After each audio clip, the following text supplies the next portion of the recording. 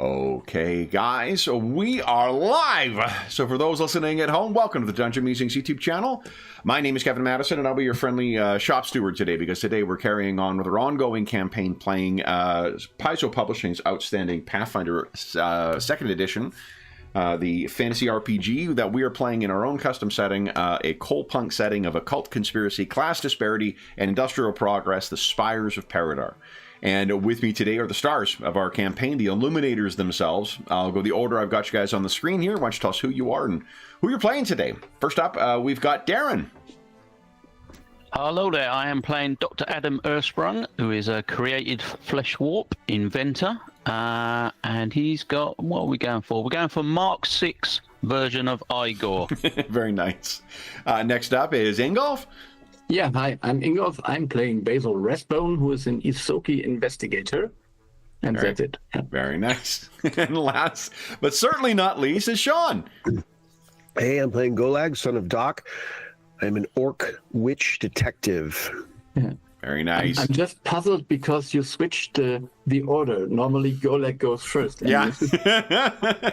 We had it left over from last time, and I'm like, what's the fastest way for me to get this set up again? This is probably going to be fast enough. So, all right. So this is part 7 of our current mystery, Queen of the Veiled Sun. What do you guys... Goldag wasn't able to join us last time on account of other commitments. What do you guys recall having happened last time? Let me grab our... agency. So last time we started off with Noreen, who is Annabelle Carrington's sister at the wife. office. Oh, wife. Yes. Yeah. Yeah. Sorry. Yeah. And obviously very concerned, disturbed because Annabelle had gone missing, and she told us that she'd seen her the previous night before she'd gone to a meeting. And that was basically the last she'd seen of her.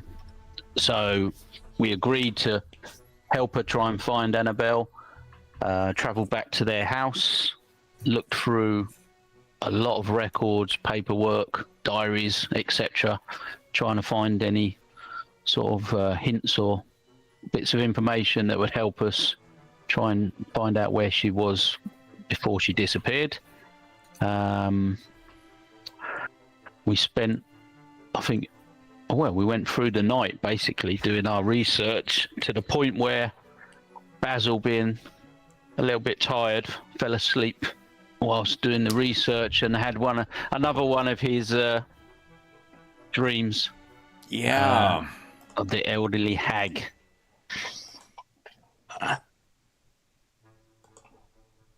And she was saying how worried she was about Basil and Paridar, and they had another interesting conversation. Yeah. And she offered her services once again to help out, reminding Basil that he's only got to, I think, put on the ring, isn't it? Yeah, she was worried about me, like the Godfather is in the movie, worried about his his clients. Yes, you know. Right. Yeah. So finally Basil came back to us after having a bit of a disturbing sort of discussion with the hag, and she left him a little scratch to remind her of him. So yeah, that was that. And then Basil went and looked to his friends that shall not be mentioned. Actually, it was quite the opposite. So we noticed that Annabelle Carrington had met with with a certain Sir Henri Daniel, who is of no consequence and totally unknown in any reasonable thing. But they talked with each other. So I visited him and. We had another conversation, and basically the outcome was that we hurried to meet with Mr. Harker in his home. And but it was quite interesting because he didn't know that she'd been No. Well, that she was missing, which is quite unusual for him. He's a man of many means and a lot of information, and he seemed quite worried, and he didn't know. So that was a bit unusual for him. Yeah, and he was not worried in the godfatherly sense, but more in a almost kind of normal person thing, which was a completely new side of that character. So yeah, we went to the Harker residence because we had his details from our previous meeting, and Sally sort of climbed in through the ceiling, one of the roof hatches or something, and found a number of dead servants inside, which then suddenly turned into undead servants, and Sally was attacked, and we joined in to combat these undead servants that had previously been the servants of Harker, we suspect. And we just about managed to deal with those, and the last of the servants, where we left it, still had what seemed to be some sort of life left in them. A mist sort of came up from the dead body, an orc dead body, and left us with a line saying, "Which of you is the spawn of the bitch queen?" This you can't quote that in front of the sun, so I mean, should sugarcoat that a little bit. Golag's getting a lot more insight into his mother's personal life than I think he ever signed up for. Yeah. I had to read it word for word. It was a quote, so yeah. I couldn't. So that is the spirit that formed. Being queen's going to involve some rough and tumble, I would think. There's the rough. So, any questions, Golag?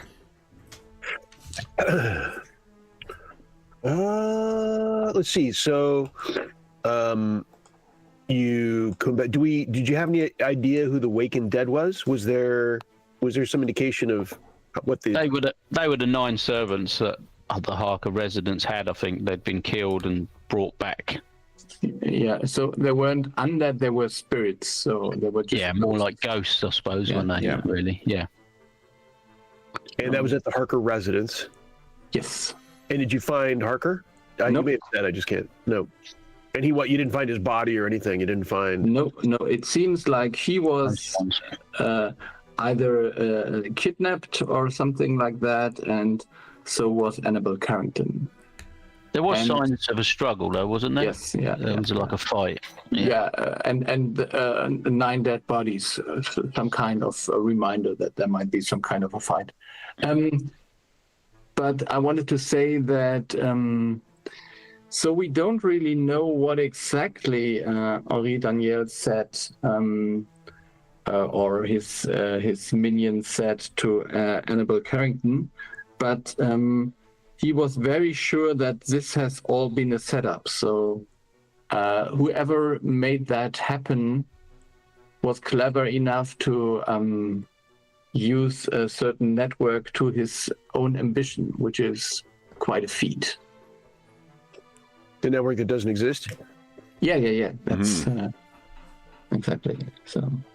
And so, did anyone say anything when the orc spirit made its demonstrative?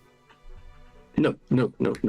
Because that it was when we entered or when we left the session in a way, so that you can now enter and talk to the spirit. Or I think that's the point of the whole thing. Yeah, I believe that's where we're opening things, guys. Is with your pal, your as yet unnamed pal. Okay. Any further questions, Golak? You did miss a bit of rough and tumble last time. Yeah. Do we have any? Was there any timing reason that stood out that Harker was taken out right now? Like, is there anything that happened that seems to have? This is obviously an escalation. I mean, I guess they tried on Harker 2 years ago, I believe, if I remember correctly, but it seems like this is taking a reporter. The only thing that was mentioned is what was actually mentioned, I think, maybe even twice. Why no one had attacked you so far?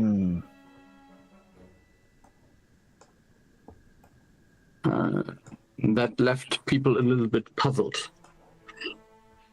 Mm-hmm. Yeah, and the other thing that at least I found noticeable was that the Elder Hag was not in the least concerned that what was happening in Paridar might have any consequence for her realm, which was either she's very, very powerful and even more powerful than I think she is, or she's just lying. What is her realm, are we thinking? So, as far as we know, that is what Paridar went to war with in the war that we don't really know so much about. So, we basically fought her minions, and that's it. And we don't even know how the war ended, if I understand correctly. There was some kind of peace or truce or something, and the war is done. But we don't know what exactly the consequences were. How'd you leave it with Henry Daniel? How did you do? Are we working with him at all, or is he? So this, he was very forthcoming with this, with all of that, and he seemed actually really concerned. So I don't know. There was no deal to be brokered this time, which is also a little bit, at least, strange. Let me put it this way. All right, and we have no idea who this orc spirit is. No, but you can ask him. If I don't know, or if he is he gone already? He is still there. We ended, and he has asked which of you is the spawn of the bitch queen. Mm-hmm. And well, I guess our number one thought would be what's the his demonstrative with nom what's the phrase? I never get these right. Nom de guerre. Nom. Depends on who you think this is. Right. Well, I'm thinking it was possibly the. I'm not sure of anything, but the one that blocks. So let's just drop into the scene. Okay. I think so. That's probably the most appropriate way to address this, because if you've got questions, there is someone who is likewise demanding answers. So, where we're picking up is at the Harker residence. We can assume all of you have, with the supervision of Golag, which is why his health bar is so much higher or larger than what yours is. Under the supervision of Golag, you guys have dispatched the spirits that seem to have been raised here. And there is this scarred orc who has demanded to know who is the spawn of the bitch queen. I say, who's asking? Durgosh. And I have my answer. You? And he gives a disapproving look in his spectral form as he slowly looks you up and down. You are her spawn. I'll return his disapproving look with a narrowing of eyes. Oh, you're able to take out a house staff. How impressive. The least of my power. I serve the Sun Slayer.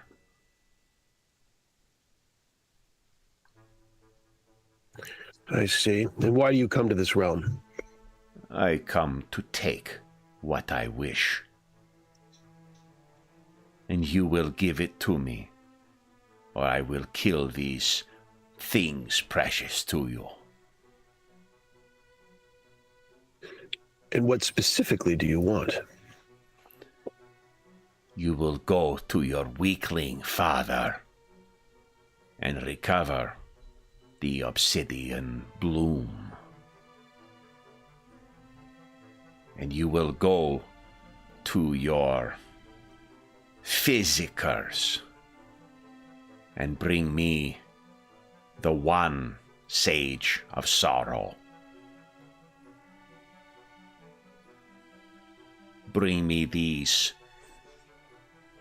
and I will give you your pets. Do not, and I will keep taking from you. What is your name, weakling spawn? You know what my name is.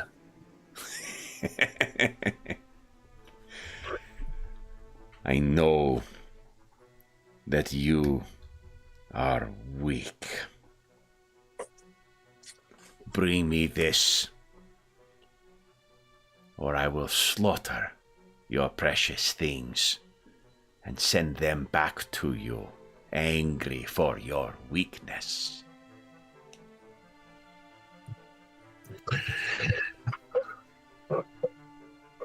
So far, you've benefited from anonymity, but of course, that is now gone. Indeed. So, now you know who to fear. You take yourself quite seriously, and I have to say I do disapprove, but you strike from the shadows, you go after house staffs. You'll forgive me if I'm not looking at you as a Sunslayer protege at this point, but in any case, do you wish proof? There's an eager and hungry look on this specter's face.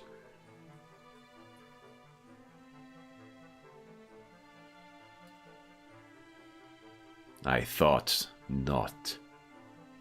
Well, I'm not exactly sure. It's just a threat, I assume. Is that what we're... Spawn of Kuraz, bring me what I need. When the sun rises again. Fail, and I will show you the fruits of your failure. What is the status of Harker and Carrington? They live undamaged for now.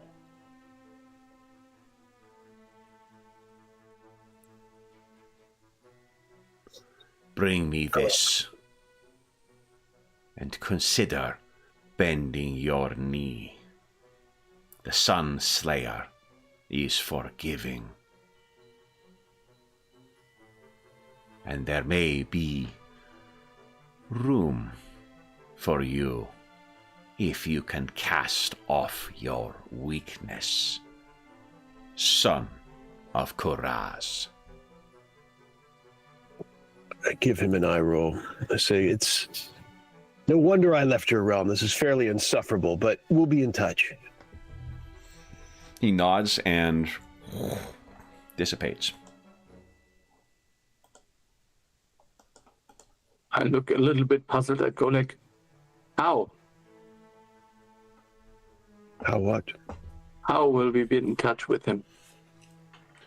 I don't know, but he seems that he seems he'll take care of that, I would think. I'm more concerned about how I get in touch with my father, frankly. Okay.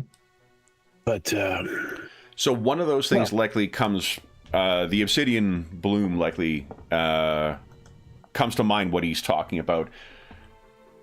But do you recall what the Sages of Sorrow are? That's what I was going to ask. I The one remember. Sage of Sorrow. Basil may need to consult his conspiracy board Yes, closer so to this- Ms. Dumer's name. Yes. These are these ancient sea gods, abominations, whatever, that shall bring the downfall of the world or so. What, the one that's missing? Or captured? There's one that's captured or imprisoned or something? Is that right? I don't even know whether this was a... So, Sally isn't with us anymore? At this very moment? At this moment, no. No. So maybe he's talking about Sally herself. Who did he say? He said someone had the Sages of Sorrow. What did he say? One of the Sages of Sorrow. But didn't he say someone had it? Am I... That's right. Someone has the one of the Sages of Sorrow. But we haven't been able to find it or identify what they were talking about. That was one that Sally met someone on the bridge one night. That was after about your initial dealings with them. There is someone who you have dealt with on and off who you first met in that case. Do you recall who that was? There was this captain who was possessed or so? Yeah, he is gone, but there is someone. Yeah. Oh, so she might have one yet. They took over the investigation at one point, Yes. and she has been, while passingly friendly with you in subsequent meetings, you never learned what happened with that investigation. Sally was approached by the Seven Sages at one point, or some of them. But whatever thing that was supposed to happen when the Seven came together, it didn't happen. Whether that is something because of Paridar or because the Seven never came together is another question. A further one might be why this orc knows of these things and is interested in getting them. Yeah, my records say that they asked Sally to help them free the seventh Sage of Sorrow, who was being held by the land dwellers.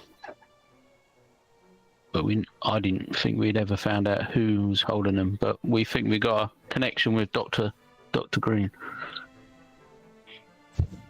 At least she would be the person who might know something about that, yeah. And I can certainly talk to her, but I'm sure I shouldn't talk to your father, Golek.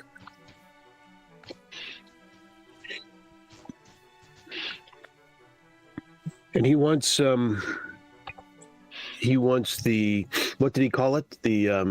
Of the Obsidian Rose. Was that exactly what he called it? The Obsidian Rose? He called it Obsidian Bloom, but you guys have also been referencing it as an obsidian. The way what you've been drawing is like a blooming flower. And didn't Harker have a broken one? Yeah. I mean, does he mean that one, or does he mean another one that your father's got, an intact one? He indicated that my father had it, so he could be mistaken, but he seems to mean another one. Seems to, on the surface. And that would explain why my father was attacked. Yeah. Let me just get to a totally different conspiracy theory now. Yeah, Maybe you need these flowers to cross the realms.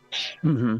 Yep. And maybe that person is stranded here in Paridar and can't go back. And that is why he is trying to locate persons from the other realm here and see if any of them has a way to get back to the old realm. That would make a lot of sense.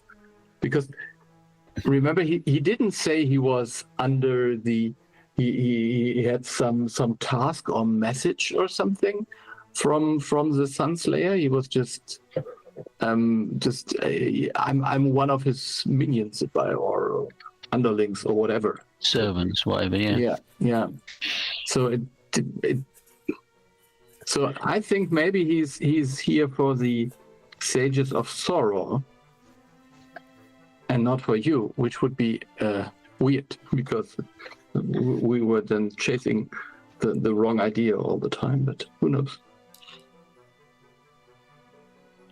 I mean, there's definitely a focus on me. I don't think there's any question about that. That's stitched on like 3 pillows in his bedchamber. I mean, because it would not make Vesta King. Well, actually, no, but it's someone else. That's why this is happening. So I think the focus on me is from someone else. That's why his focus is not me. It's someone. And we've thought this from the beginning, that there seems to be multiple forces at work here. This is not just one. That the Vesta, and this just confirms, or at least contributes to a confirmation that the Vesta King is not the same as something like this. I mean, these are 2 different things. And probably, I mean, this seems to further confirm that perhaps it's or further suggest rather that with Vesta King, it is, whether it's my mother or someone connected to my mother, trying to get me to contribute to this conflict, something to this effect in general. Well, more specific, I guess, we read into wanting me to reclaim a throne or reclaim something to this effect. Was it reclaim or was it just claim? Claim, yeah. Claim your throne. But I mean, a conversation with father is long overdue. In this, can't imagine. Hard to imagine. Well, it's not hard to imagine, I suppose. But hopefully, he does not remain aloof after this. Attempts to keep me out of it have failed. If that is truly his reasoning for keeping his distance, then that effort is. That horse has left the barn. Should we speak to the IOU? Seems they're probably following us as we speak. See if they've had any luck contacting your father and setting up a meeting, or. Yeah, I would think they would be somewhere nearby. They're near the office. Yeah. Or they follow you. Yeah. That would be the natural. Huh? Yeah. Just get back to the car. They might be there. Or at least in sight, yeah. That could have been why they didn't intervene in the fight, too, is that Golag was keeping him distracted while you guys were getting into the Harker residence. Yeah. So I think he was more concerned with the car than with our safety, but who knows? Don't make excuses for you guys will have missed it. Sean actually posted on the last video, too. Like, I'm hiding the keys next time. There'll be an inspection, I assure you. Little surprised to see the carriage outside the garage. Everyone gets a hero point too. Okay, so where do you wish to go now, then, guys? There is this carnage left behind at Harker's residence. Do you wish to just leave, or are you advising the constabulary, or what? Should we go through Harker's office? Do you think there's anything that would be useful in Harker's effects? Yeah, I think we should call the constabulary. Yes, I think we should do that, definitely. Yeah, it's definitely a nice neighborhood, so there will be and responding. And the other thing is, if not, when we are leaving the scene of a crime without, it doesn't look good. But should we first take a look around and see what is anything useful? One question. So I do not remember. Had the corpses here, did they have the same symbolism on them as Golag? I have not had a chance to inspect them yet. Okay, so we should at least have a look at that. Sure. So it seems like the answer is yes, that we should do our own before we call in constabulary and complicate the scene. So I think what you'll see is there will be, Basil, you'll probably give me the first one to spy it. A constable is approaching the thing and kind of, looking shocked at the front doors, open, the windows busted out. What do you wish to tell him?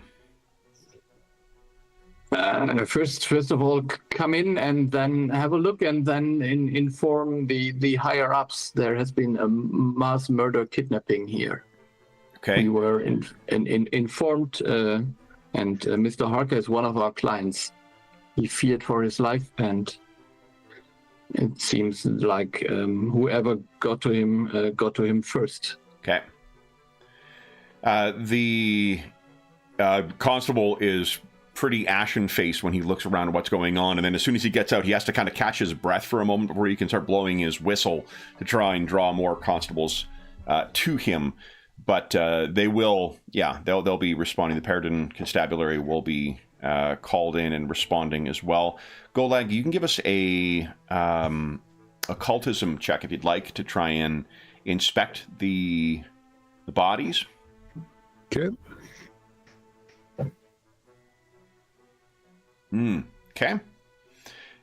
You can tell that there is, it looks to be fairly crude work, but there is some kind of magic that has been worked on each of these things to sort of untether or bind, untether the spirits or bring them back and tether them to these bodies in some way.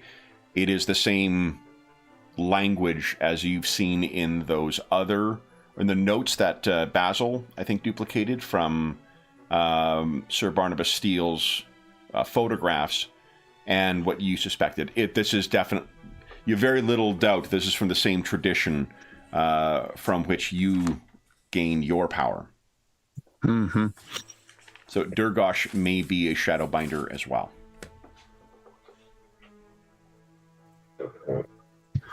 It's good work, too, for what it's worth. Amazing penmanship. Yeah, exactly.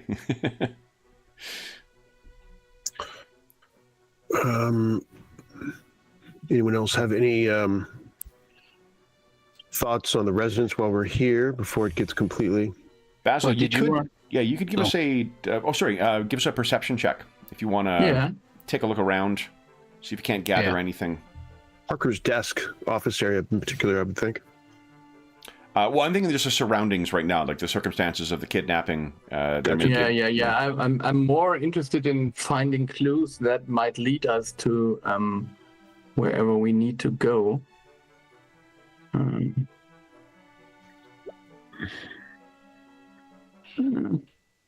This is not such a great...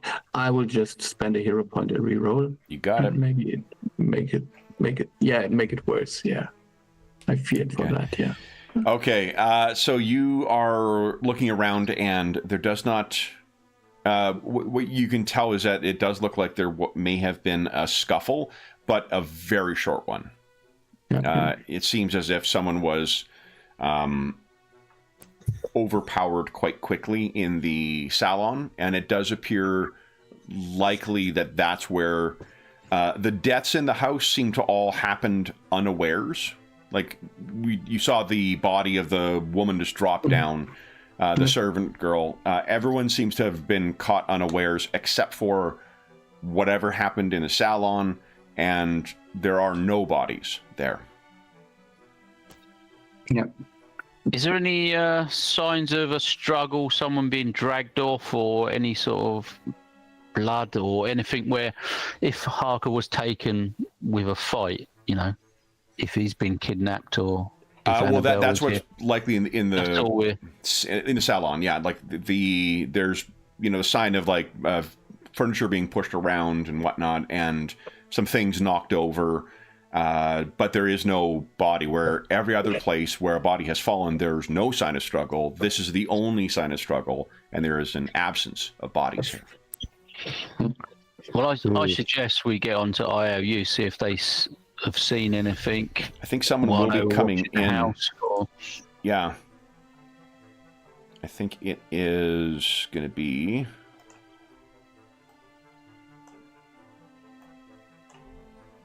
a mix. And where is our other member here?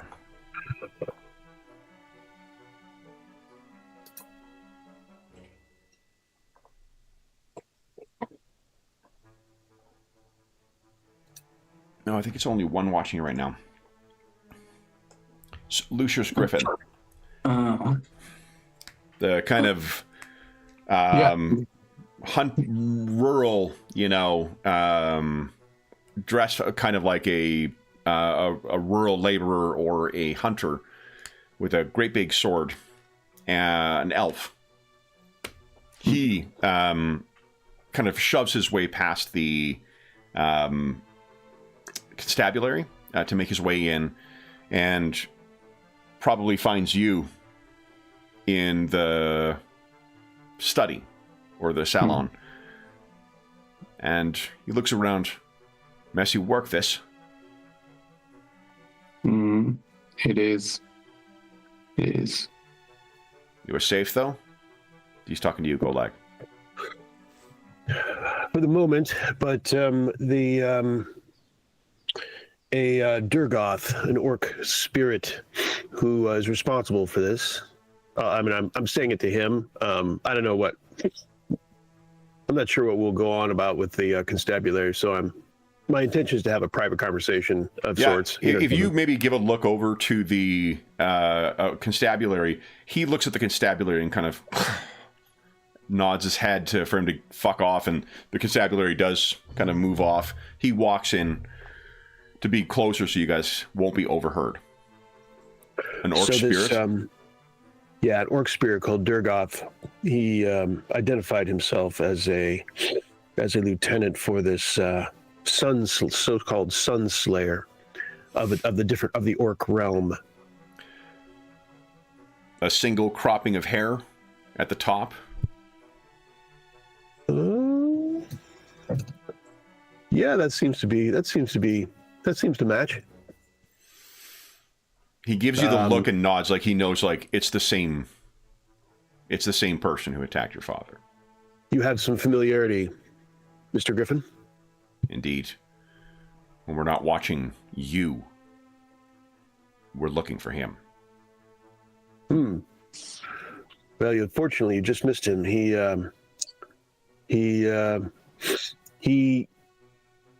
said I had to come up with a couple of objects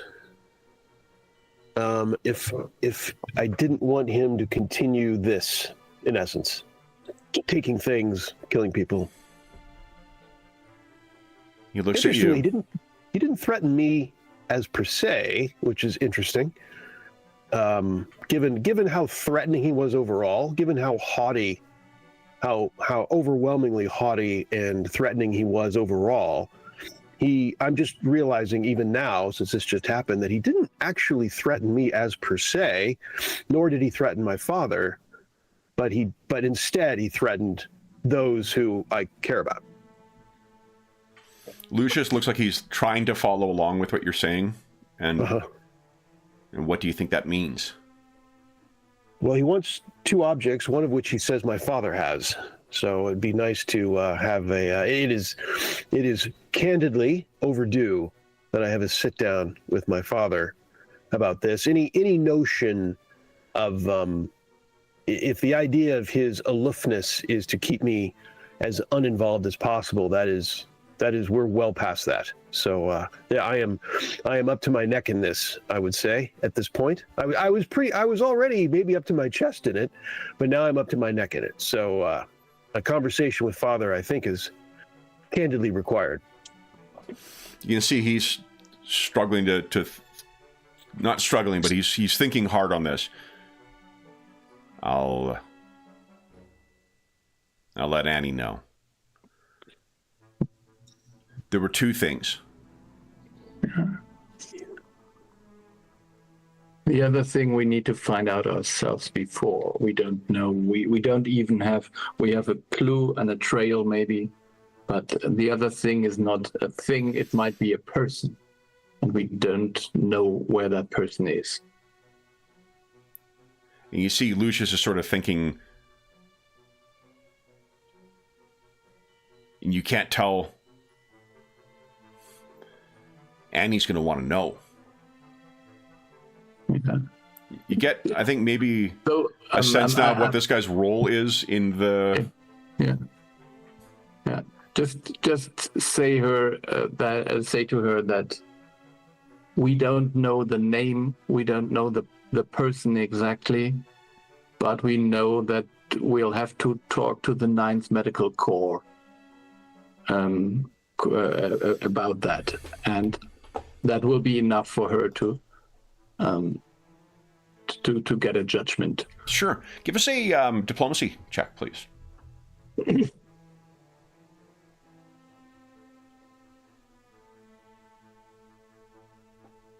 So, I mean, has he taken the vampiric serum himself? No. Diplomacy. Oh, it might be... No, it is diplomacy in this game, I think. Yeah. Persuasion. There you go.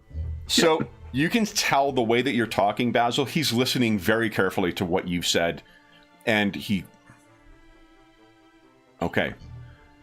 9th Medical Corps. You can tell, like... It's kind of like a... He's nervous? Kind of like a dog. Whereas, doesn't really understand. Like, a lot of this just not for him to think about, but he needs to know just what it is that he needs to focus on. Okay. Yeah, so he... Be alert, Griffin. This Sturgoth has taken it to the next phase. So, no, everyone's on the board. He snarls and he says, bring him. Well, he might, so be prepared. The first time you've seen him actually happy. He says, and Father needs to circle the wagons. I mean, he obviously already has, but it's reconfirmed that Father needs to circle the wagons, and we need to have a sit down. He turns away, and as he's leaving, he sort of stops, and then comes back, and he mentions... One second here.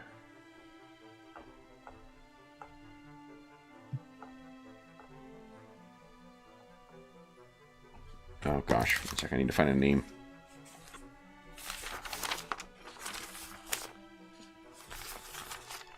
Your orc contact that you meet at the Tuscan Tankard.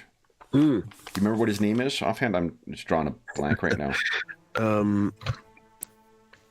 Something. It's Skulldug. Skulldug. Which? Skulldug. Skulldug. Thank you. Yep. So he stops, and as he's leaving, he turns and he says, Skulldug is with him. Your father is... Skulldug is with him. I see. Your father is well guarded. That's good.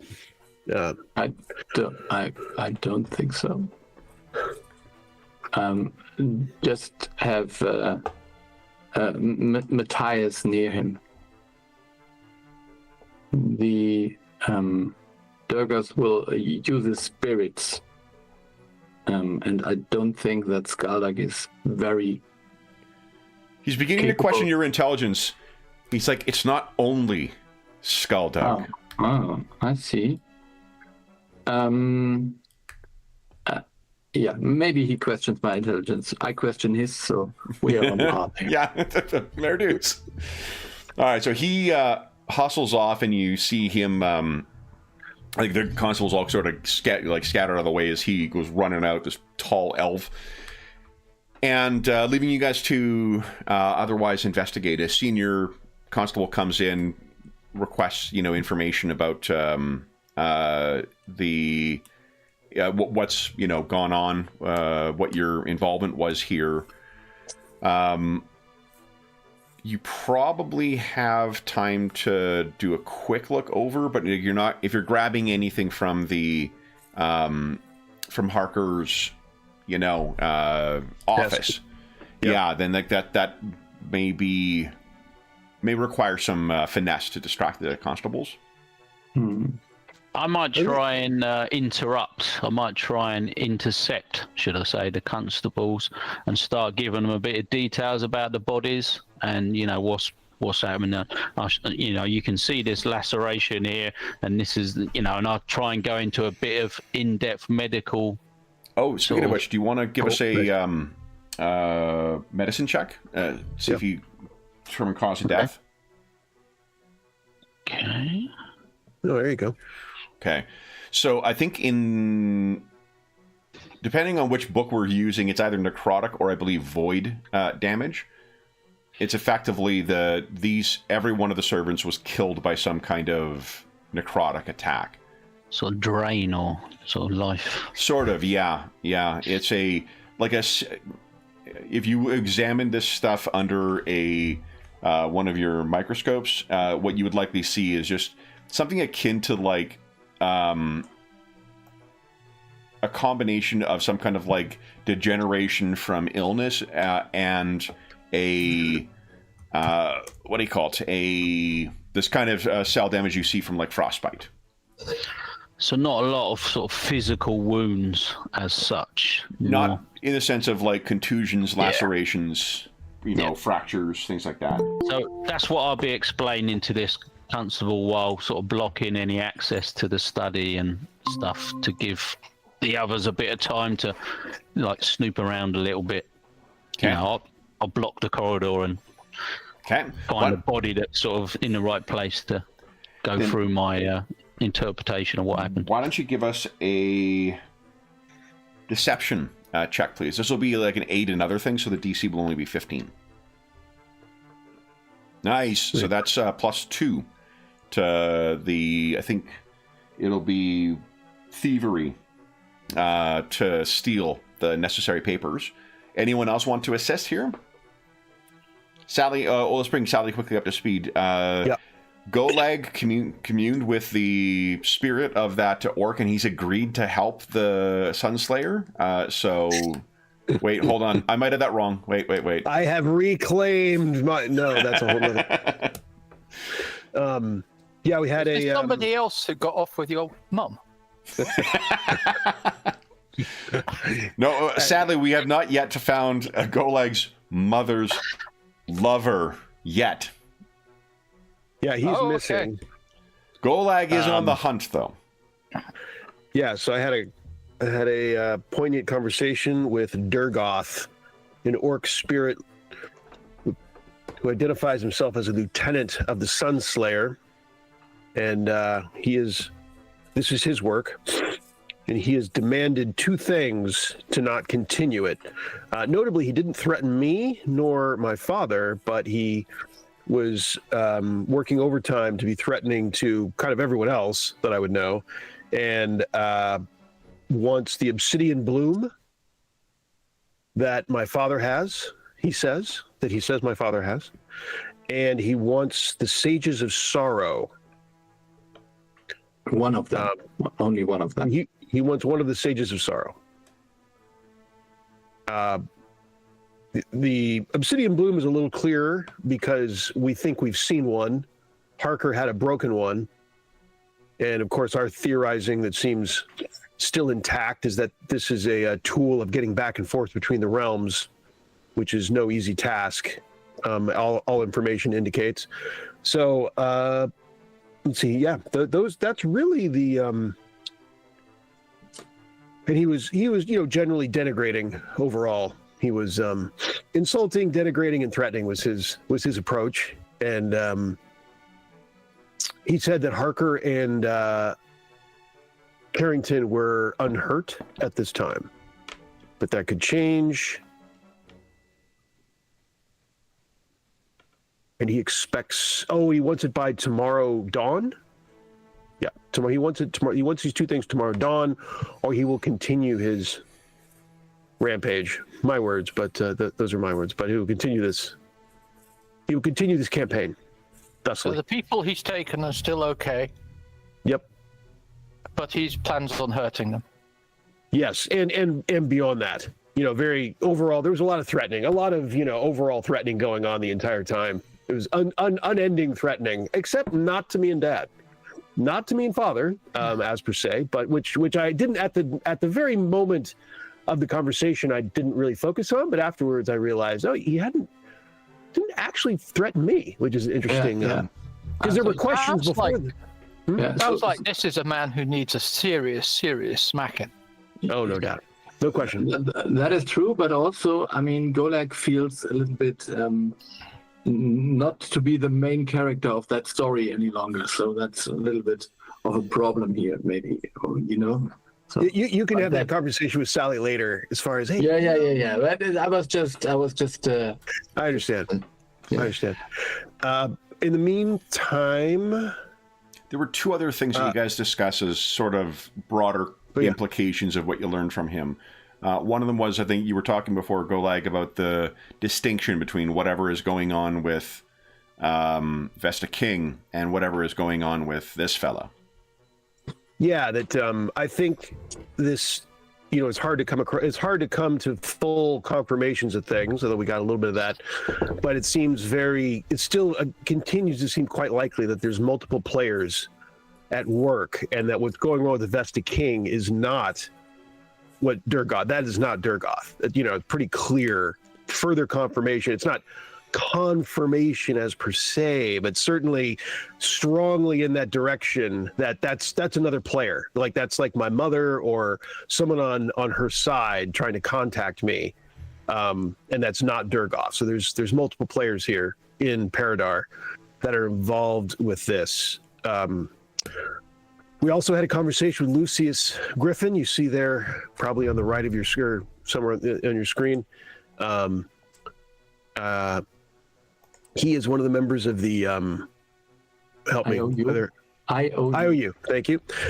He was the one assigned to me, I guess, currently, and we had a conversation with him to update his boss Annie, and he actually told us that they knew of Durgoth, which I don't think we have as much information. We don't have as much information about what IOU knows about Durgoth. No, they knew how he looked like because he had attacked Dark, and I think they wouldn't even know the name, but maybe they know. But that's true. He identified him by the hairdo, so that's correct. That's a notable clarification, Basil. That they didn't know his name. It seemed very unlikely, since you're right. That's the way the conversation went. But they were aware of him and looking for him for the obvious reason that, as Basil said, he surely, because of the attack on Doc, he was there personally, like he was for this. There was also some reflection. Sorry, Sean. There was also reflection on where you first came to learn of the Sages of Sorrow as well. Oh yeah, and someone else. Give that. What do we know about Sages of Sorrow, Basil or Adam? Yeah, so that is actually Sally's business in a way. But we know of them, and they are held captive, and there's some sinister plot maybe to, I don't know, rule the land, destroy the world, something like that. But we have the idea that Elizabeth Green might know more, and maybe they captured one of them. Because Dr. Green didn't go to 6 years of evil medical school to be called Elizabeth. It's Dr. Elizabeth Green. Yeah, but the last time we spoke, she called me Basil, and I was crying, and she was trying to comfort me. So there's that,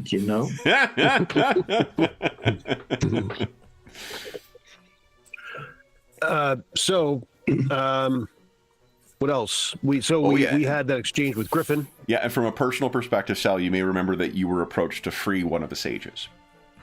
Mm-hmm. Which you've yet to do, or is that on your to-do? Let's check Sally's whiteboard. Way down the to-do list, yeah. Well, we're gonna have to boost it a bit. Maybe not for the exact same purpose, but whatever. Something on the plate with the sage is involved. And by dawn, apparently, I roll. And telling Griffin that look, a sit down with Father is utterly required at this point. Any notion of if we presume that his intent was to keep me out of harm's way, that is long past. That horse has left the barn, and so a sit down is just utterly required at this point. So that Griffin could communicate all that through his boss Annie to the boss. And Lucius Griffin seems to have a great appreciation for Basil now. Yeah. We think of each other as stupid. I think he's very dumb, And I think he's walking away because you got a crit on your diplomacy check with him. I actually think he knows precisely what he is, and that's why he relies on smart people to tell him what to do, which is why he likes Annie so much. What your critical tells me is that he also knows you're a smart person, so he should listen to you as well. Okay. But then he questioned my whatever. So he probably reflects it more that he doesn't understand why. Like, there's got to be a reason why you did that. Okay. You should try a diplomacy check on Golag and see if it works on him too. Yeah, no. We do that at his review every time. We tried this once, and no, not again, never again. So the consequences are beyond. I guess one other thing to consider: there are 3/4 of the Illuminator's team are pretty beaten up right now. Indeed, I was just looking. It's a bit ouchy. Yeah, if it's gone 10 minutes, we can do something about that. You certainly can. And I would say Dr. Sprung inspected the bodies and determined that they did not die by, they died by some necrotic attack. And they died where they stood. They seemed to have no warning. And the only that's the house staff, which were pretty numerous. They're all dead as far as we can tell, as far as meaning the entire staff. The only exception is in the salon. There was a struggle. And there's no body. So everywhere else, there's no struggle. There's a body, and they were killed by necrotic attack. Salon, no body. There's a struggle, and that's so probably Harker. Harker taken.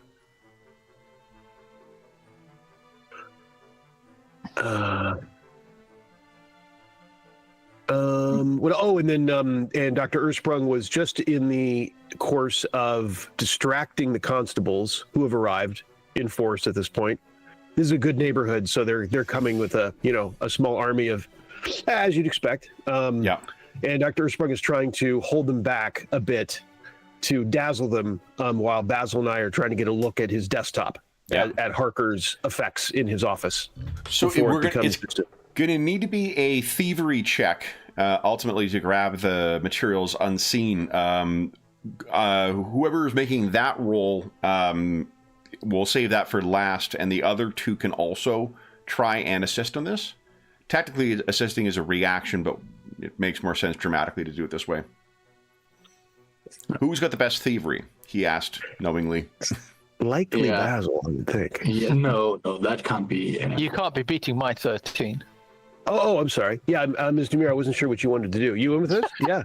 So I'm a 12. Well, I'm a 12. You have 13. Okay, so I have 16, but nevertheless. I was joking.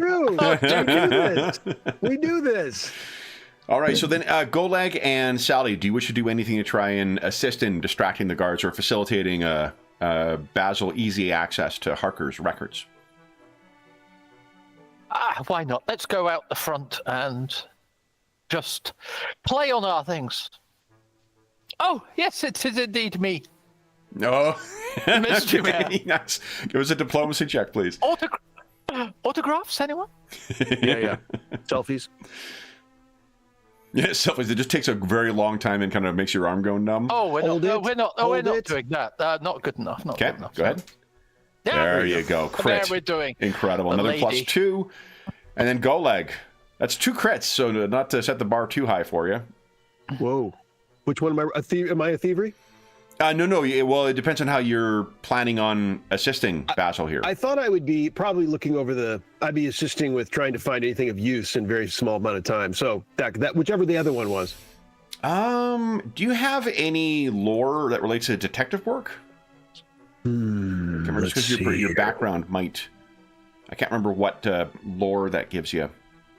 I have orc lore and underworld lore. Maybe give us an underworld lore check, please. Okay.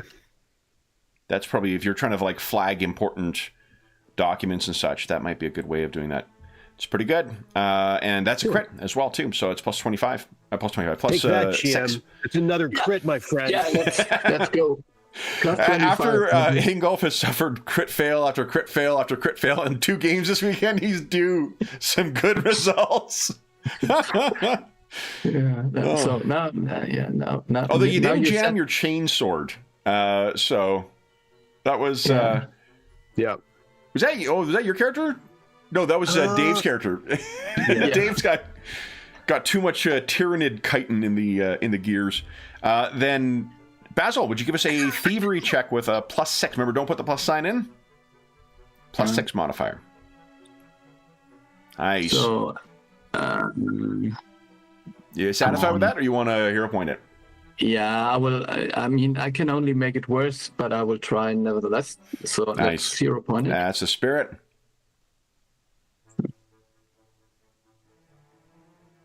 Yeah. That's Wow. So tell us how you successfully managed to get effectively all of the potentially relevant records out of there without anybody noticing. Yeah.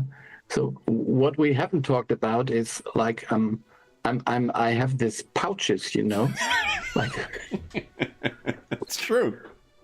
like a hamster. I can put some small item in my pouches. So maybe I had just a kind of a small bag which to unfold, and then I put everything in there and just made away with it. Awesome. Are you wearing your hat today, Basil? No. Not, He's not walking around like a weeble wobble with the amount of documents in it.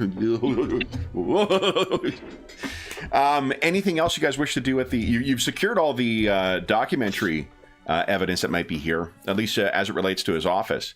Anything else you guys wish to do? So, with the officer in charge, at which time, if there's an opportunity to see him interact with, to have a when I think he might be having an important conversation with his, interlocutor, his liaisons or whatever. If I could possibly try to read his lips, which I have a feat for. Okay. If that's possible. May not be. Yeah, nothing lost. I mean, I think what you were not going to need to make a roll for this. You must succeed at a society check. I think this will be. You're not going to need to.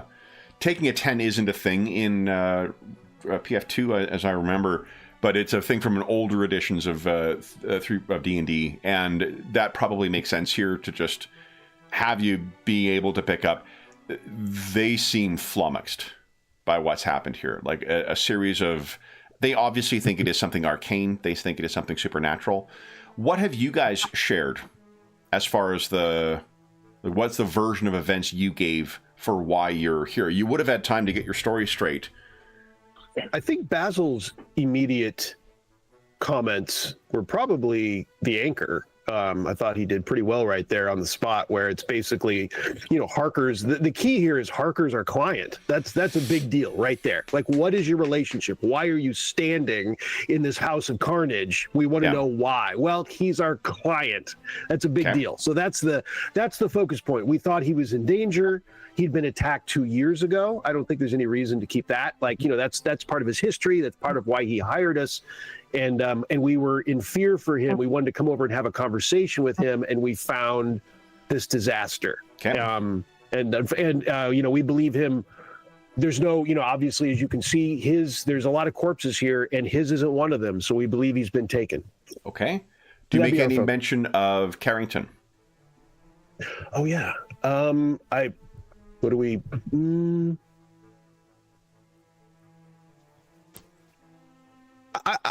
I probably not. In the there's no sign of her here. Like, there's no connection, I don't think, between the house and her at this point. So I don't know whether we need to muddy the waters right there in the heat of this carnage of bringing her up. What do we? I'll put that to the crew. There does seem to be a connection, but it's not one that's obvious. Oh, for sure. Yeah, in reality, for sure. But do we tell the constables? That's the. I think it's got the potential of putting them at more risk, and her wife getting more worried because they're probably going to speak to her. And I think it's probably best left out of it at this stage. Yeah, I don't know if we even have. Even though we're convinced it's of the same source, I don't know that we actually have. Do we have proof? Do we have proof? No, we know that she was going to meet him. Yeah. She was going to meet Harker. Yeah, she was going to meet him, and you did ask, "Are they safe?" And he said, "They're safe for now." Right. As true. That's true. We think he's gone. Right. As you say, it won't help Mrs. Carrington to have reporters going. How do you feel about your wife being associated with a mass murder? Yeah, and that's easily brought up later. Like, there's I don't foresee a suspicion of why that didn't come up this second. Like, that could be brought up tomorrow, this afternoon, whatever. And then what about your suspicions of the connection to the attacks on your father? Are you bringing that up to them?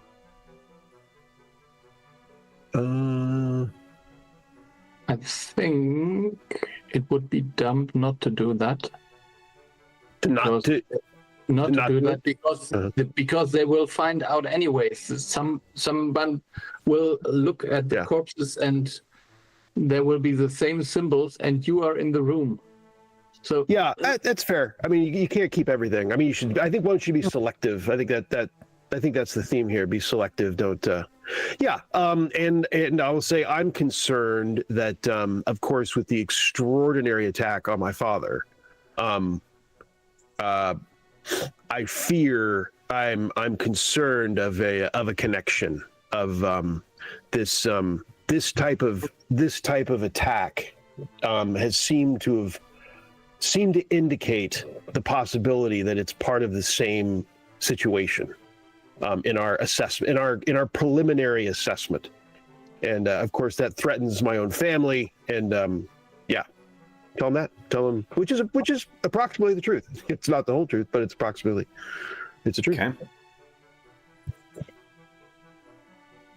Then, anything else you wish to share with the constabulary, or is that your story? I think that should be enough, and I'm for now at least. Okay. So the constabulary, what you can read from their lips, they are confounded as to what's going on. They know that Harker is involved with. He's a merchant of some sort involved with shipping, and they know that with your father being connected, there's a comment about the Ministry of Internal Security that is referenced as well once Doc is brought up, and you get the impression that your father's security at this point has been, if not turned over to, it is somehow involving the men from Miss. Then, yeah, not a surprise. Yep, I would. Sounds about right. Very good. Okay. That's all I can think of. Anyone else have anything for the manse before we depart? Sally, you good, Ms. Demir? We're good. I take it you've not shared the pending deadline and delivery of the 2 objects with the constabulary. Yeah, well, we haven't even shared the 2 objects, so demands. So okay, that would no. So by the time you guys get up and get ready to leave, I think that you, Basil, you hear a specific, very high-pitched kind of whistle coming from on high, and if you look up, you can see that once again, seems that Crucius Kane is back on task. So Griffith has swapped off, it seems. And if you do happen to look up, he's allowing himself to be seen and kind of, doff of the cap for you. Yeah, I just greet him. Yeah, I would like to. I don't know. There is maybe a possibility to send a message with some. I don't know, some errand boy or something like that to. I think we should at least inform the Knights of St. Sylvester, because if we don't, they will be very, very. Yeah, I mean, I promise to keep them in the know. So I think I'll just write them a short note that we had a contact and we had a lead to this Mr. Harker. We went there and found more dead bodies. It seems like we had a short contact with a spirit of some sorts, and there seems to be a necromancer involved. Do you have faith in the constabulary delivering that message? Because you definitely could do that. I wouldn't give it to the constabulary. I would give it to, I don't know, there must be, I don't know if there's someone who is... What about if I take the message to them and then I can look in on Miss King at the same time? Yeah, that's okay. Just to see if they've learned anything or how she's settled in. And you two or you three can go and see Dr. Green or whatever. So this would just be a short write-up of some details, but not all of them, not about the connection to Golek's mother and so on. Okay. Who needs to know that? But there is a necromancer involved, and he's called Durgoth. Durgoth, yeah. You're not writing about the two objects. No. I'm not sure. So I don't know. So these are like monster hunters, and they're not very subtle in their methods. So I would just. Yeah, I'm not disagreeing. I'm just putting it on the table. They're not subtle like us, getting a whole village massacred. It wasn't us. And that was well, actually, that is something your character did, and we don't know about it. Okay, kids.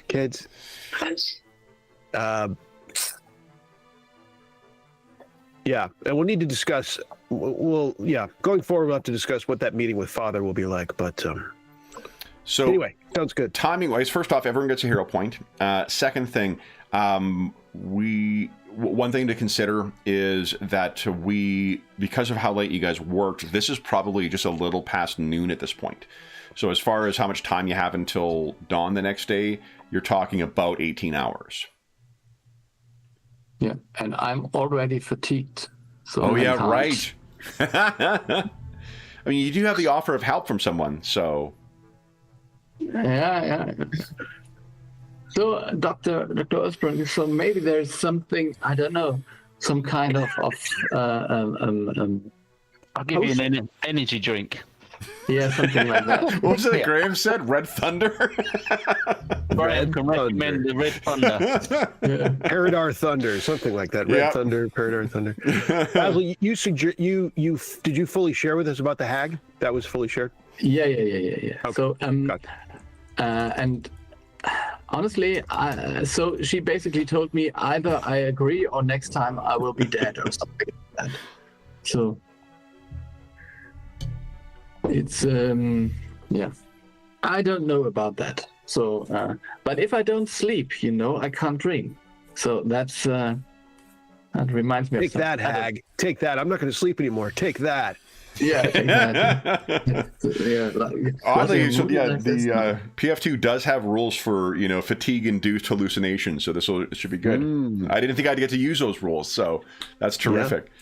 So then, Dr. Ursprung is going to be going off and delivering the message. What is the plan for meeting up again? We're going to have to keep track of time fairly closely here for what you guys are intending on doing. And Basil and Sally, you should each have one more hero point as well. No, I missed going down to 0, so I only have 1. Okay, so then Sally, you should be at 2. Then, so what is the plan for meeting up again? Let's see.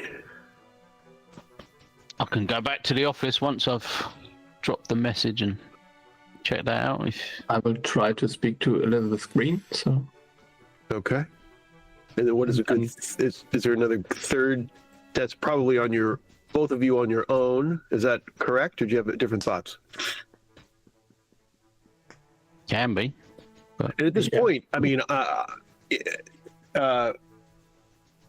think it's only the question is whether Sally who Sally wants to join or would like to. So where might I be most useful, with Ms. Green or? Might or be. maybe not. And I'll mention that we seem to be as safe, ironically, at this very moment as we have, meaning like we have some certainty as what's going, more certainty as what's going on. Yeah. So the notion of going by ourselves seems the least threatening, humorously, ironically, in some way, right this moment, since it would be against this orc spirit's interest to be, attacking us or whoever attacking us while we're in the middle of his tasks. So I just bring that up for unless he wants you to fail and to punish you even more. I suppose that would be 3.0 intrigue 3.0. I understand it's always possible. I guess He did promise to send them back against you. Yeah. So he wants to kill them and then use them. Yeah. I guess it might be an option for Golag to come with me, maybe, to show Willin that he's trying to help the investigation and prove that it's not him that's doing these murders. But the timing seems reasonable, I think, since you already have a relationship at this point. You've established a relationship with the Sergeant? Is that his moniker? His I think more like Lord or something. It's Lord. I can't remember. Lord Sergeant Reginald. Lord Sergeant. It's both. Lord Sergeant. Gotcha. That's not a bad on call. the basis that Dr. Green is closest to the Carrington inquiry, and I can't stand the group you're visiting, Dr. Sprung, I think that my choice is set. Yeah. Okay. Yeah, I'm not that fond on the 9th Medical Corps either, so didn't you want to go to your father first, Golag? I thought that would be the most important thing. But well, if I thought a meeting could happen immediately, I'm all for it. I guess I could just storm the office. I mean, yes, all right, that's fair. That's putting that on the table is a good idea, actually. I just assumed after years that doesn't work. I didn't even think of that. He's trained me well. But you have sent word back to Annabelle O'Loughlin, right? And then she's going to need to get in charge. So you will need to be in a place where she can find you if you wish to get a response, right? I mean, I kind of assume they'd be. I could be incorrect that they'd be trailing me since they were protecting, me. They are, but they don't have perfect. Like this is a mobile phone thing too. So if you're moving around, they're keeping an eye on you, but they also need to be able to report back. And well, maybe I could just tell them where we're going at this point. I mean, this is I could tell Crucius Kane.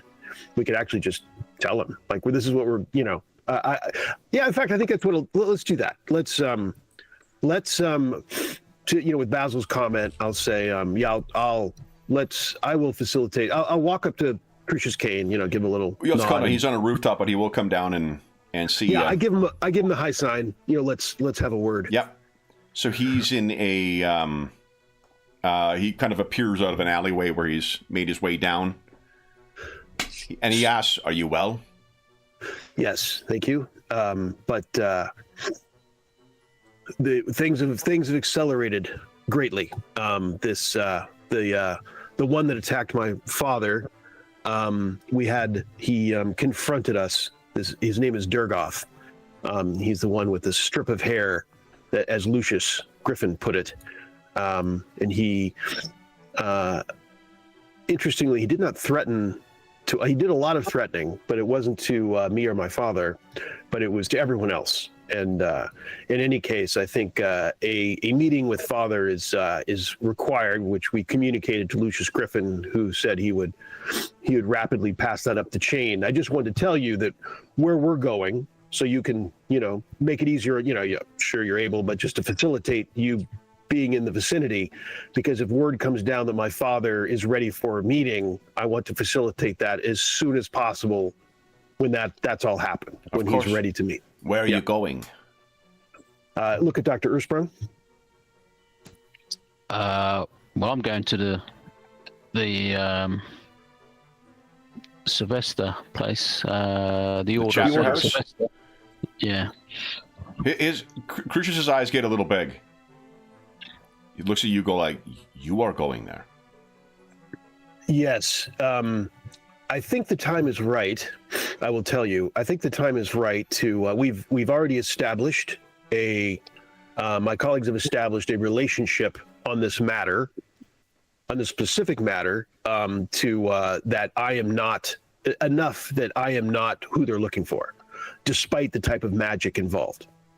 And so, given that prior conversation, I think the time is right for me to personally make an appearance with the Order to communicate some of what happened today to further bolster my credibility. I love Basil's expressions here in the background. It's very distracting. Yeah, Crucius has a similar look on his face as he's listening to you, and as if he's like, you get the sense that he's struggling. Like, if he felt more comfortable with you guys, he may share his opinion on something. I think I would say, look, if you're able to share something, I think you should. We're in a new phase here. If you have something that if you're able to share it, I would like to know. Give us a diplomacy check. Okay. So this isn't going to be a binary like pass fail thing. This is just I want to know the quality of the. I will spend a hero point. You got it. It's really funny playing Flames of Freedom yesterday, where you can't re-roll crit fails. Oh yeah, yeah, because it's a real different with so many. We play with so many games with narrative meta currency. It's like when you play Savage Worlds, where you play that, it's a real like, oh fuck. Yeah. Okay, so he.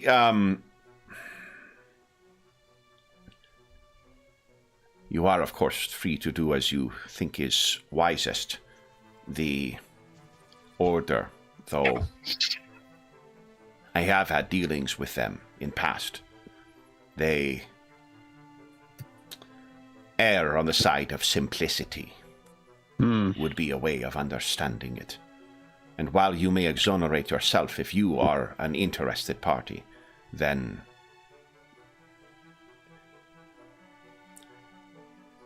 they have been known to sacrifice the innocent to service a larger group of innocents. If your father would have no dealings with the Order, you will know what is best, and your father has never developed the relationship with them as you claim to have. But I would not trust those zealots. They are mutants. And it is not only their bodies that are changed, their minds warped to their mission. Well, I appreciate your input. You know what is best, and we will know. Tell us where you wish to be, and when Annie has word, we will deliver it to you. Very good. That's all I wanted to make sure was certainly facilitated. Didn't want any delay, logistical delay. Of course. Very good, Mr. Kane. No. He steps in, looks back. Crucius. Crucius. He looks at Basil and gives him a wink, and then kind of scampers and is going up the wall once again. Basil, you have many thoughts as always. I wait. Yeah, just I think your father might be known for his robust ways of getting to know some details in a case, but I think he's mild in comparison to the Order of Saint Sylvester. So to keep that in mind. If they suppose that you or Sally are in any way a danger to the city, you will die or be incarcerated there. They won't let you go. Well, so you think I shouldn't go? That's the. Is that your? I would say it is. It might be. It might be worth the risk, but I wouldn't go there if I was you. So if anything, you'd have the meeting somewhere else. If there was going to be a meet, is that what you're coming down? I think Barnabas Steele was was a little bit more harsh to deal with, but you don't want to deal with the Lord Sergeant again. But all I would say is, if they want to find Golag, they will find him quite easily. Yeah, He's you not don't like have to. You don't have to go there, in my humble opinion. Yeah, that's fair enough. But if they want him, they'll find him. Yeah. But I'm more. So Basil is more afraid that you would talk your way into something you can't talk your way out of. That's fair enough. So little faith. Something to consider. We're actually at our mid-session point right now, so why don't we take our mid-session break right now, and then we'll come back and we'll pick up with the scenes where everyone is going into their investigation. So for those listening at home, we'll be back in about 5 minutes.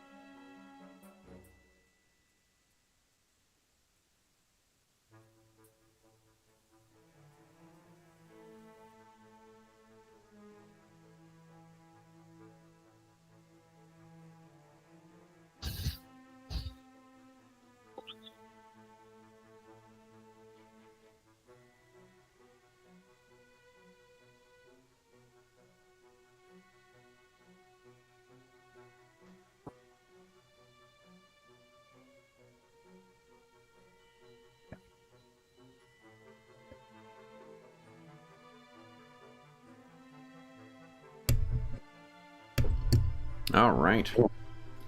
Hey, everybody in chat. Hope you guys are having a wonderful weekend thus far.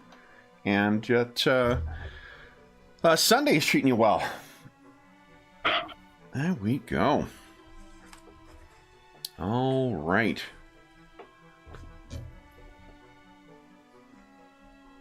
So, James, I think you've got a book at hand that we can use in our outro now. and Noble Knight just sent an email saying that they're working Sunday and have sent stuff. Are they really? Yep. I can't afford to go on holiday anymore. That's the end of that. I'll stay at home making my castles out of books. Yeah. That's I know that feeling. The 5 weeks of vacation now, so counting down. That's exciting. We'll talk about it after the session. That's I'm curious to see what prompted the dive into the Dark Eye. Oh. Ingolf was very suspicious of it all. Oh my goodness. Yeah, I got to bring. I'm not sure. Is Darren converted yet, or not sure?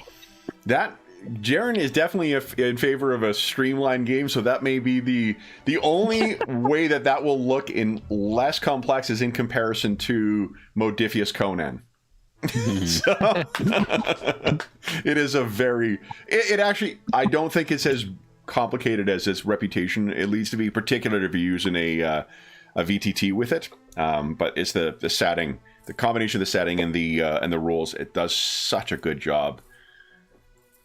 And everything. The art in it is fucking fantastic as well. So yeah, it's a chunky book. Yeah. I mean, it's very heavy paper. Yep, heavy paper, great binding, fantastic art. So love it. The Foundry module's very impressive as well. Oh, I'll bet. Yeah. Okay, then we are back, guys. So where we start? I guess we're still deciding on where Golag is going next. Then you really feel like the child of a divorce now, eh, Golag? So seriously, I'm just not wanted. It's okay. Does your dad call you Eric sometimes? No, not that I'm aware of. But let's see.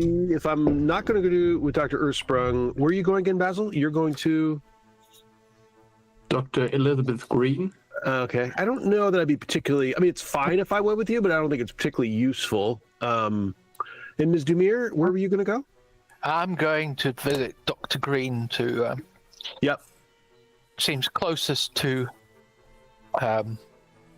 the inquiry I'm focused on, and I can't face the Knights of St. Sylvester.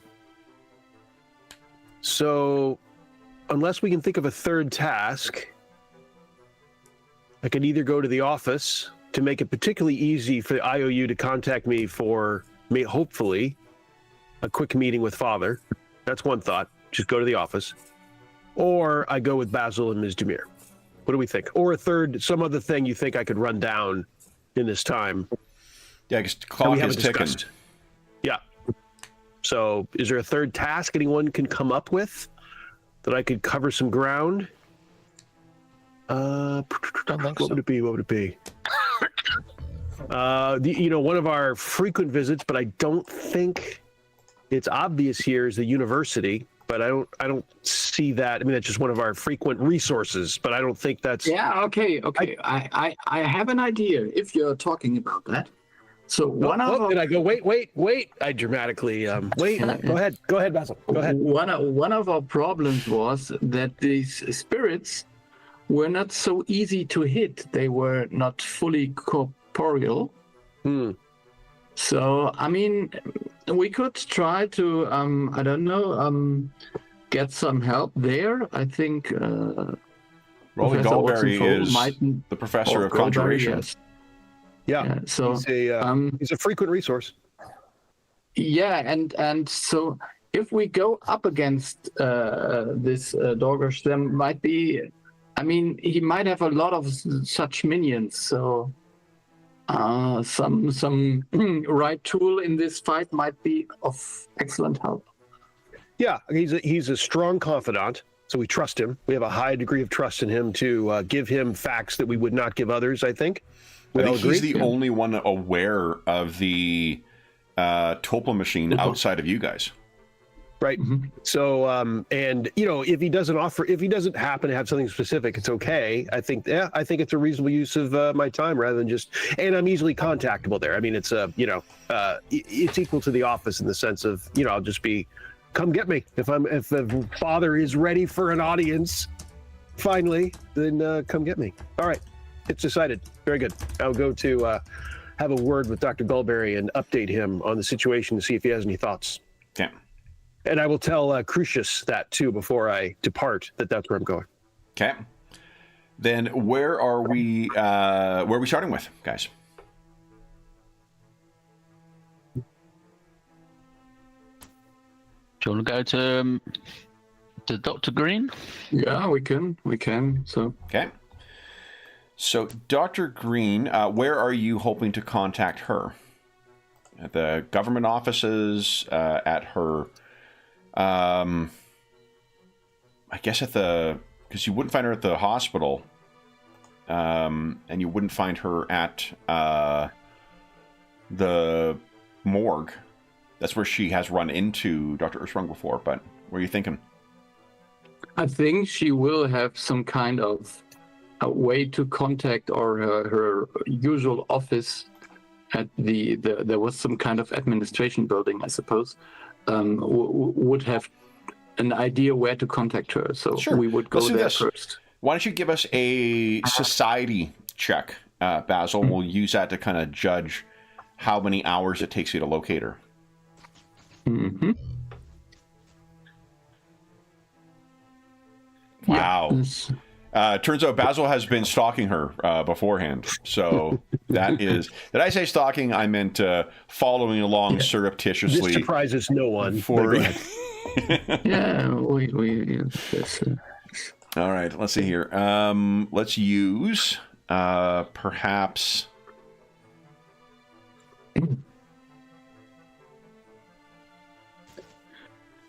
Yeah, let's use this as our street view for now. Maybe I have a file on her. I mean, I have a file on almost anybody, but... Yeah, the fact that she's an attractive professional has absolutely nothing to do with it, guys. There is no reason to think that he's creeping around the hot young doctor because... Yeah, but I mean, she's missing whiskers to be very... This is how attractive she is. You see past her physical abnormalities, right? Yeah, okay. So, yeah, to see the sociopath lurking beneath the surface. Yeah. So I'm going to expect this is sort of a running into her on the street while she is moving between appointments. It would be a way of running into her. So there is perhaps some appointment she keeps where it's some either professional or personal meeting with maybe collecting from something from a favorite baker, or enjoying a lunch with the same colleagues as before at the same place every however often. Do you run into her at the establishment? Do you run into her in the street? Do you want to be waiting in the cab that she calls? What do you think? And then the last one would be especially creepy. No, I think we would be... As she comes out the shower, there you are. Yeah. Sitting on the sofa, we need to talk. What? No. I think we might be there when she leaves the building, because I know that you would do something like that. You got it. Okay, so it's you and Ms. Dumer. Ms. Dumer, are you with Basil, or are you keeping yourself concealed somewhere? No, I'll come with Basil. Okay, so Basil, she steps out. What do you do? Dr. Green, I'm sorry. She turns and looks down, and she looks surprised to see the two of you. Basil and Mrs. Dumer. Ms., what can I do for you? Something has come up related to an old case, and I think we need to talk, and you will be very interested to hear what I have to say about that. She sort of looks around as someone passes her as they go into the boulangerie or whatever. And she says, I'm sorry, talk, this conversation. We need a little bit more privacy, maybe, not on the street, but... I see. I will need a ride back to my office. So she calls a cab and she says, join me. Yes. So cab is called. The three of you get into the back of it, and she gives the directions. She gives you guys about maybe 20 minutes to speak to her from where they are to where you'll be reaching. And she says, what case is it you speak of? So you heard about the cases of the murders with these symbols, these shadow symbolisms. I guess you do, because didn't she looks confused. What do you? So anyway, so there is a killings series in the city. Someone uses shadow marks and raises dead people, and that person is an orcish necromancer called Durgosh. And he has kidnapped persons and now threatens to kill them unless he gets closer to the Sages of Sorrow. And let's just let that stand and see if she reacts to the name. Give us a perception check, please. And I'll maybe grab the proper dice instead of my Zweihander dice.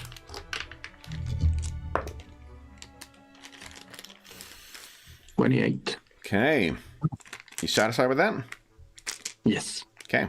Then, she flinches when you mention the 7 Sages of Sorrow. And she says, this necromancer, a foreigner. Yes. Someone from outside the city. We don't know exactly what he wants with those Sages of Sorrow, but I'm pretty sure that you can't be up to anything good. And she looks at Sally and then looks back at you. And why have you come to me for this? I sympathize with your whoever has been taken. Because I strongly feel that you will know something about where one of them is. And even if that was the case, what makes you think that I would be in a position to confirm that? You don't need to confirm or deny. I know that already. But my thing is, I don't know what exactly that person wants.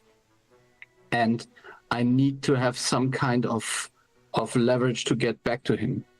He's in his power includes some form of spiritual travel or spiritual manifestation, and I think wherever you have that person, he might be able to get there. The only thing is, why would he ask you to obtain it? Because right now he doesn't know about you.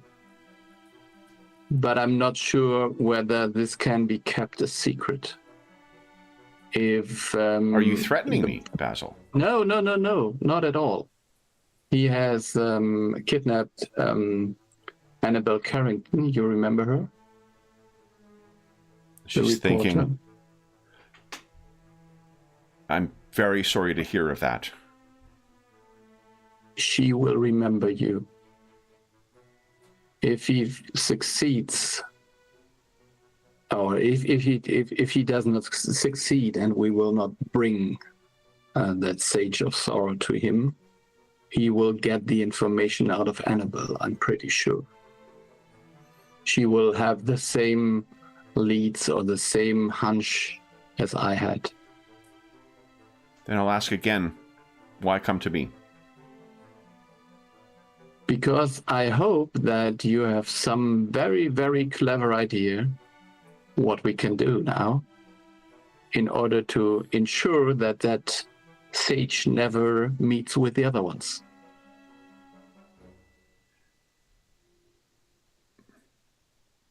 I, of course, deny that we have any knowledge of the Sages of Sorrow.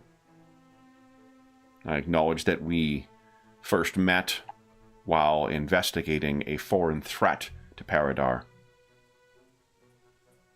And I assure you that if there were any such objects, beings, or otherwise in our control, Paridar has it safe. As for what you can do,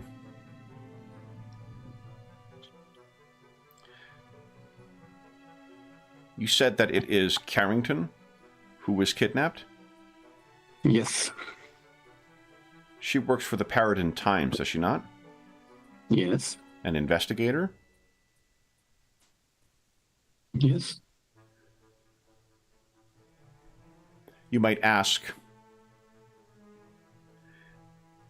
I understand, or you might ask her editor what steps they take to ensure the safety of their employees.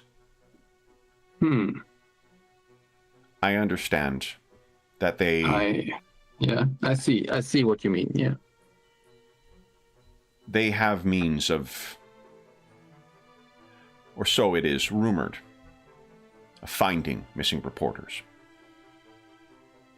I always thought this would be... but you will know better than me. Yes, thank you.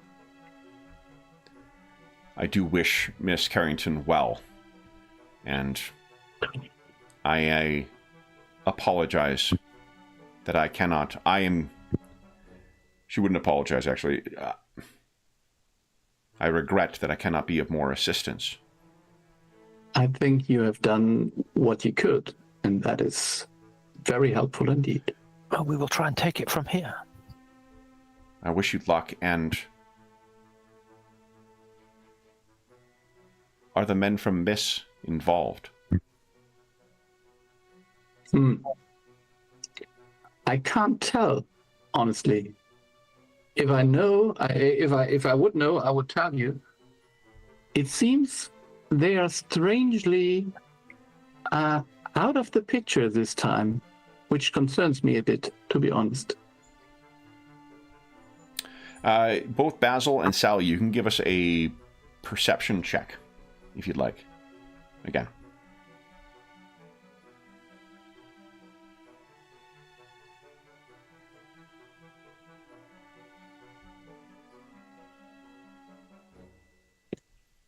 It's that famous Dumer perception score. Yeah. It just got lost in her eyes or so. So, yeah. Is it worth me trying again? Basil will pick this up. If you'd like to pick it up yourself, to be able to play off of it, you can certainly try again. I'll try again. It's actually 130. You guys will all get a hero point anyway. Except for Dr. Earthsprung, because he's being so fucking miserly with his. My goodness. All right, so both of you can see there is a... When you say that they did not seem to know, the look on your face tells you that that's not news to her. And it's worrying to her. She tries her best to hide it, but both of you can pick it up on her face. While she may be, an expert in her own area, keeping secrets is not a particularly strong suit of hers, it seems. Any other questions? And I think what you can say is, when she makes that reaction, the two of you exchange a knowing look to recognize that, like, okay. Anything else you wish to ask of Dr. Green or tell her? Just, no, I mean, I would maybe thank her again for this opportunity to talk, and we could get out if she wants the rest of the ride for herself. I trust that you are headed somewhere else after. Perhaps remain in the cab when I depart, and then I wish it was under better circumstances, but it was a pleasure to see you both. Yes, it was seeing you. So she departs with her groceries, leaving the two of you behind in the cab. Where do you wish to go next? To the Paridar Times, I guess. Yep. Yeah. Okay. Then, where do we want to do next? Golag waiting at home, or Dr. Ursprung going to the chapter house for the Order of St. Sylvester?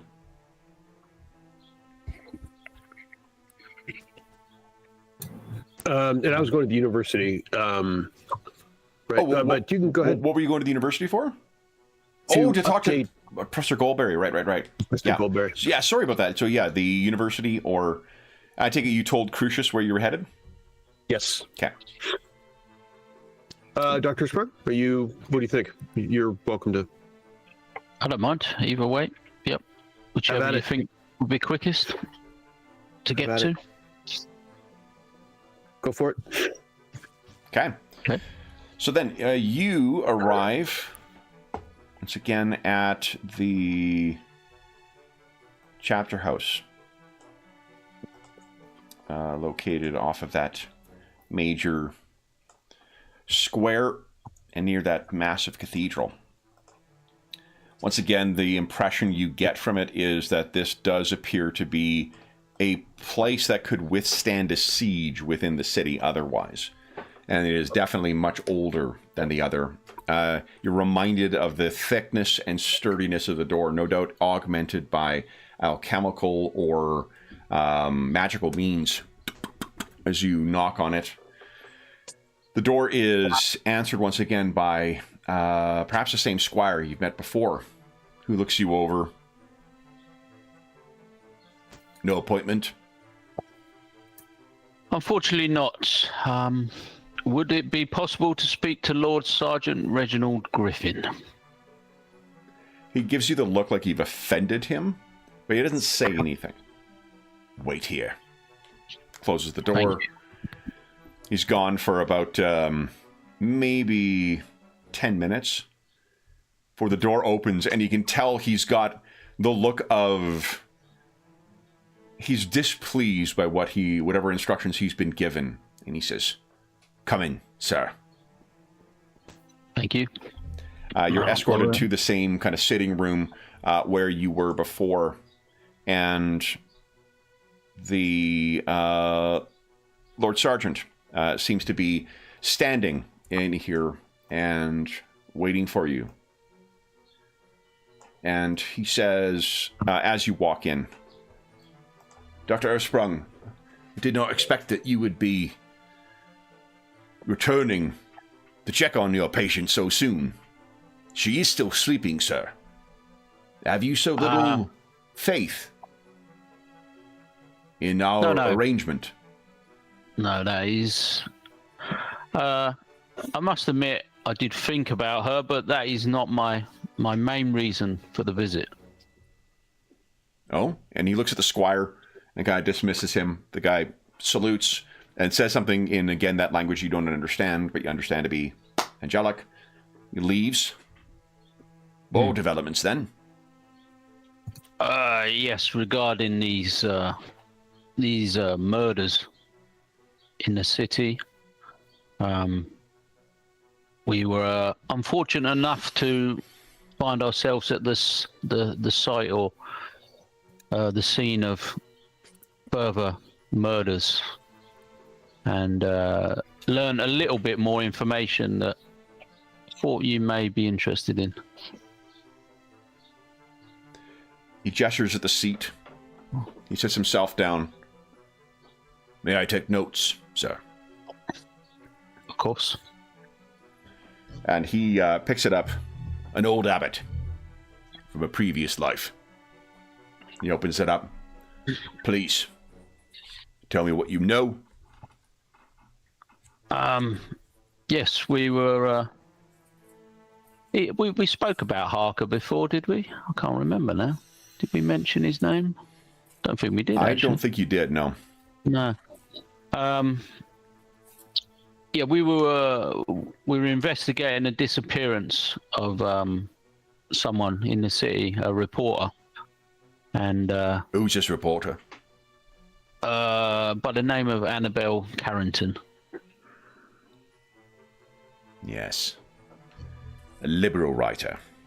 Carry on. Anyway, we come across a grisly sight of 9 servants that had been killed. How And on killed? investigation, it looked like some sort of necromantic, I don't know, magic of some sort. Almost a draining of the body, or, like I say, magic of some description, and the spirits raised from within that attacked us. You survived. Me and the rest of our group managed to, see off these spirits. And what was the connection with this place and your Mrs. Carrington? She was believed to have had a meeting with the occupant, And who was the occupant? Mr. Harker. That name rings familiar to me. Do you know who he is? Yes, he has visited our office. He was also trying to get to the bottom of these murders. You mean those with the tangential connection with your employer? Indeed, these tattoos, markings, more magic. Did the perpetrator escape altogether? There was no sign of, who did this grisly deed. They'd already left. The constabulary is involved. Yes, they're looking into it more, but they We seem have- quite confused. Indeed. They are more monitors of a playground than a proper source of order. We have diviners who might investigate this, and if it's magic, this may very well be the closest we've come to those who murdered those innocents with the orcish magic. Darren, I lost your camera. I'm not sure if I've lost you as well. I'm still here. Oh, there you go. Okay. Yeah, got you back. Yeah, I just refreshed. Yeah, I believe it's necromancy of some sort. Obviously, the spirits, the rising of spirits. But we thought it best that you'd be informed. The address of this Harker fellow. Yeah, I'll give him the address. Okay. Nothing else to report. Nothing else you've seen. And he's just, bless you, he's staring at you with those, bushy eyebrows, kind of over shadowed eyes that are just staring at you, looking for any sign of deception. Nothing else that I think would be any use at the current time. Obviously, we are investigating further. But I don't think it's related to this Miss King. I think that is something else. You think it a coincidence, then? Shadow magics come twice across our desk. I think it's somehow connected, but I don't think she's behind the murders, is what I meant. One matter involving shadows and your employer, an orc. And a second set of murders involving shadows, and an orc.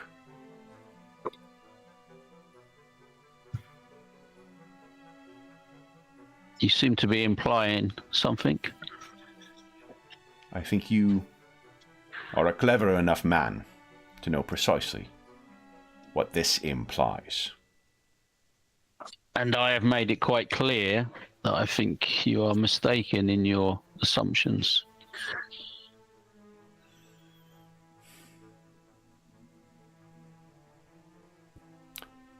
You can see Golag was with, and I do say Golag was with us when we come across this site. Indeed. This attack upon your employer's father, is there a connection there? He has foreign ties too.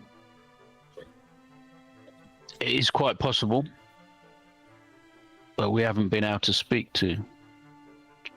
And Golag, I don't believe, has been able to speak to his father yet. I don't know how seriously he was injured. There's Mrs. Carrington. Is she dead? We have not found a body, so as far as I'm aware, she could still be alive. We still investigate. We still hope to find her. And Mr. Harker? Is he Again, dead? The same. It was only servants we found in his house. So they are somewhere still within the Spires. If they are,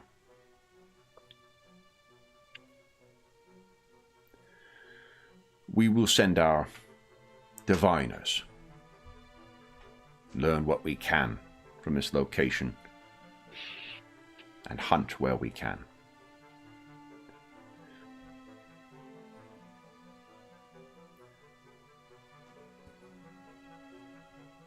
I feel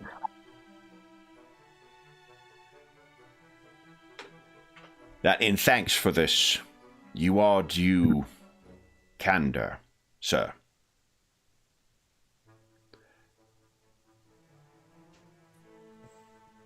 I think you to be a man who intends to do well, as unusual as your construction and creation are concerned.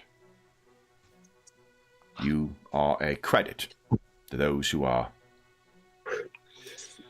unfortunate in our city.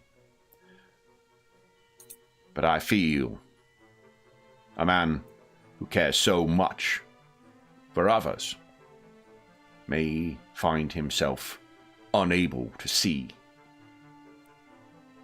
the wickedness in those who he cares for. I do not blame you for that, sir.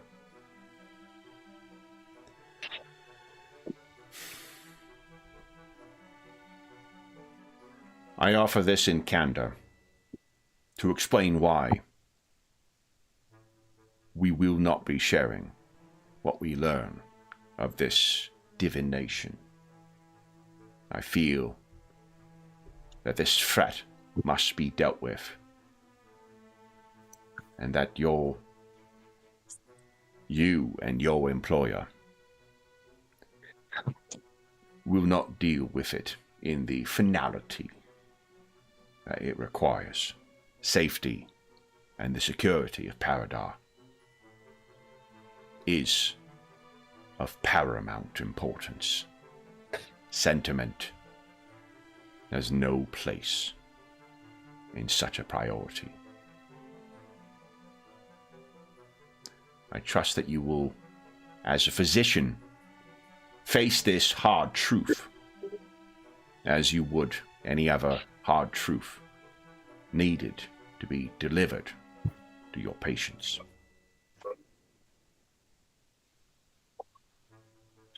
Yes, I understand.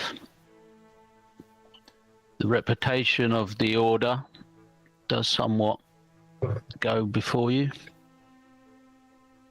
And knowing that you brought this information to us, I am grateful, Doctor. You've done a service to Paridar. Was there anything else? Would you like to see your patient?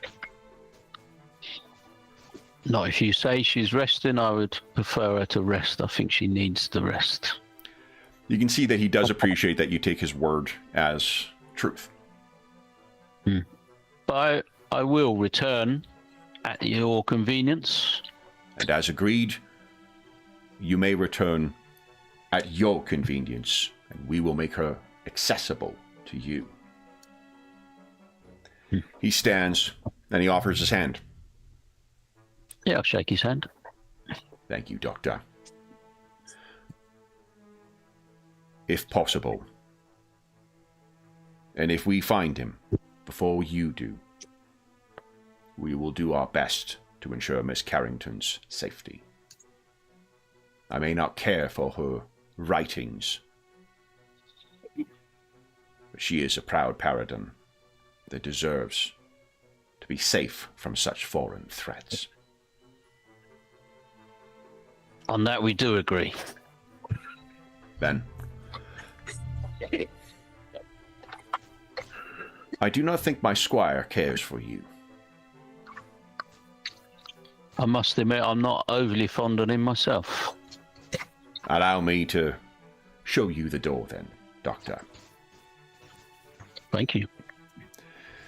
So he leads you out, and he says,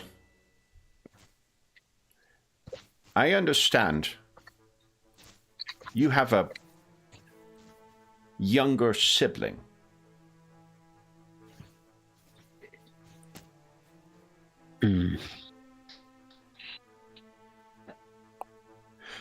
This is true.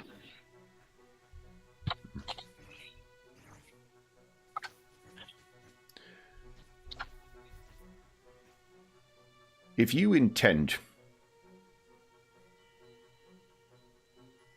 to make Paridar your home, as you have done, your circumstances of how you came to this world are unique, as I assume are that of your siblings. Indeed. I can imagine that schooling for such a young one might be challenging, given his unique circumstances as well. I keep him safe at the moment.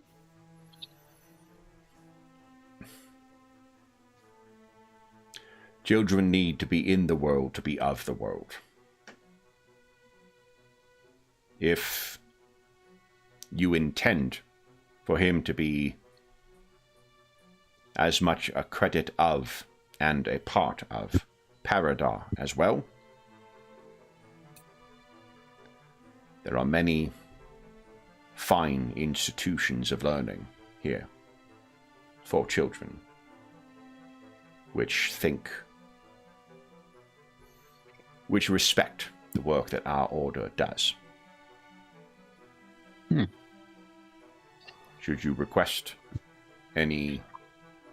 Should you desire him to pursue such education, I would be happy to make recommendations for him.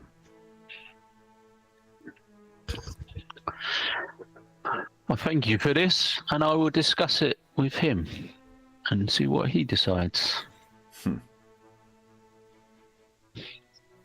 New thinking on child rearing.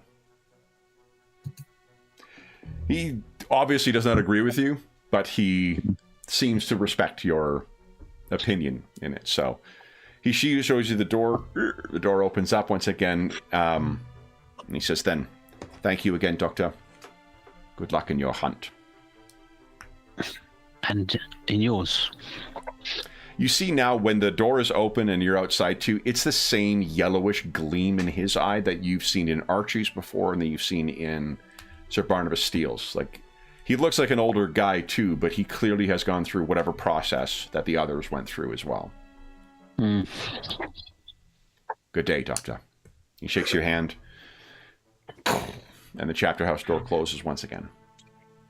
Yep. So I should return to the office, I guess. then, Golag, I believe we have your meeting with Professor Galberry. Have you any thoughts as to how you want to approach Professor Galberry? You haven't made an appointment again, so we'll be at the mercy of his secretary Schedule. or the departmental secretary, and she is likely to ask after Ms. Dumer. Again, she is quite the fan. Well, I will tell her that I was with Ms. Dumer just today. She works as part of my organization, and she's doing quite fine. I appreciate you asking about her. So that's how you wish to approach her? Well, if she asks. I mean, if she asks about Ms. Dumer, I think that's probably what I think I'd say. you know she would probably, or she may not want to force the issue. She just seems to be a great big fan of hers. Oh yeah, I'll probably bring it up then. You know, it's trying to facilitate her, modest good graces. Okay. And as I burst into the professor's schedule again. Yeah. So you burst into the departmental office, and she looks up and says, "Oh, hello, sir." I've met her, right? What's her name? Have. I genuinely don't remember what her name is. Yeah, maybe let's see. Do I have Dottie? No, Dottie Wheeler is the secretary for the divination. This is honestly, this is where the boy, you must be a shit lawyer to work for joke may come in here. I don't remember the names of the staff. But I honestly, I think Golak wouldn't remember her name either. Yeah, that does actually track. these pot shots, Basil, even from off screen. My goodness. But yeah, I did. I want to say Mary. Sean, I want to say it Sean was would Mary. remember, but Golak wouldn't. Yeah. It's entirely possible. So Mary, is she? Neither remember. Ingolf. Neither remember actually. Yeah. So you don't remember her name. So how do you choose to handle this, Golag? And I assume there's no helpful university tricorn, little thing set up on her little desk. name thing on here. It's a university. Probably not. No. Okay, you could give us a luck roll. No. I think you give us a society check. Okay. Oh, there you go. Yeah. Yeah, and I will even needlessly throw in my my streetwise think of society in there. Yeah, you can use your society instead of diploma, blah blah blah. Right, but look, read what that's for. I'm just throwing it in unnecessarily. I know, but look, should you do a keyword search or what? It's important to throw feats at the GM when you can. Let's see. Society coming up. But it is, in fairness, it is not a bad idea to remind me of what abilities you guys have too. So I defer to that. I will re-roll that. You want to hear a point that? Yeah, go ahead. There Mary. You go. One Mary. more better. Mary. Okay. Love Mary. So she comes in. Oh, hello, sir. Did you? And she looks down at the calendars. You didn't have an appointment with Professor Galberry? I apologize. There have been a great deal has transpired. When was so the attack on my father at this point would have been yesterday, day before? It would have been yesterday, like the morning of yesterday, I believe. Yeah, pretty fresh. So I'm either that or 2 days it. ago. Let me think here. It feels pretty recent anyway. But yeah, it's a day or two ago. Yeah. Yeah. So I'll lean on that and I'll say, well, much has transpired, as I'm sure you're aware, with my family.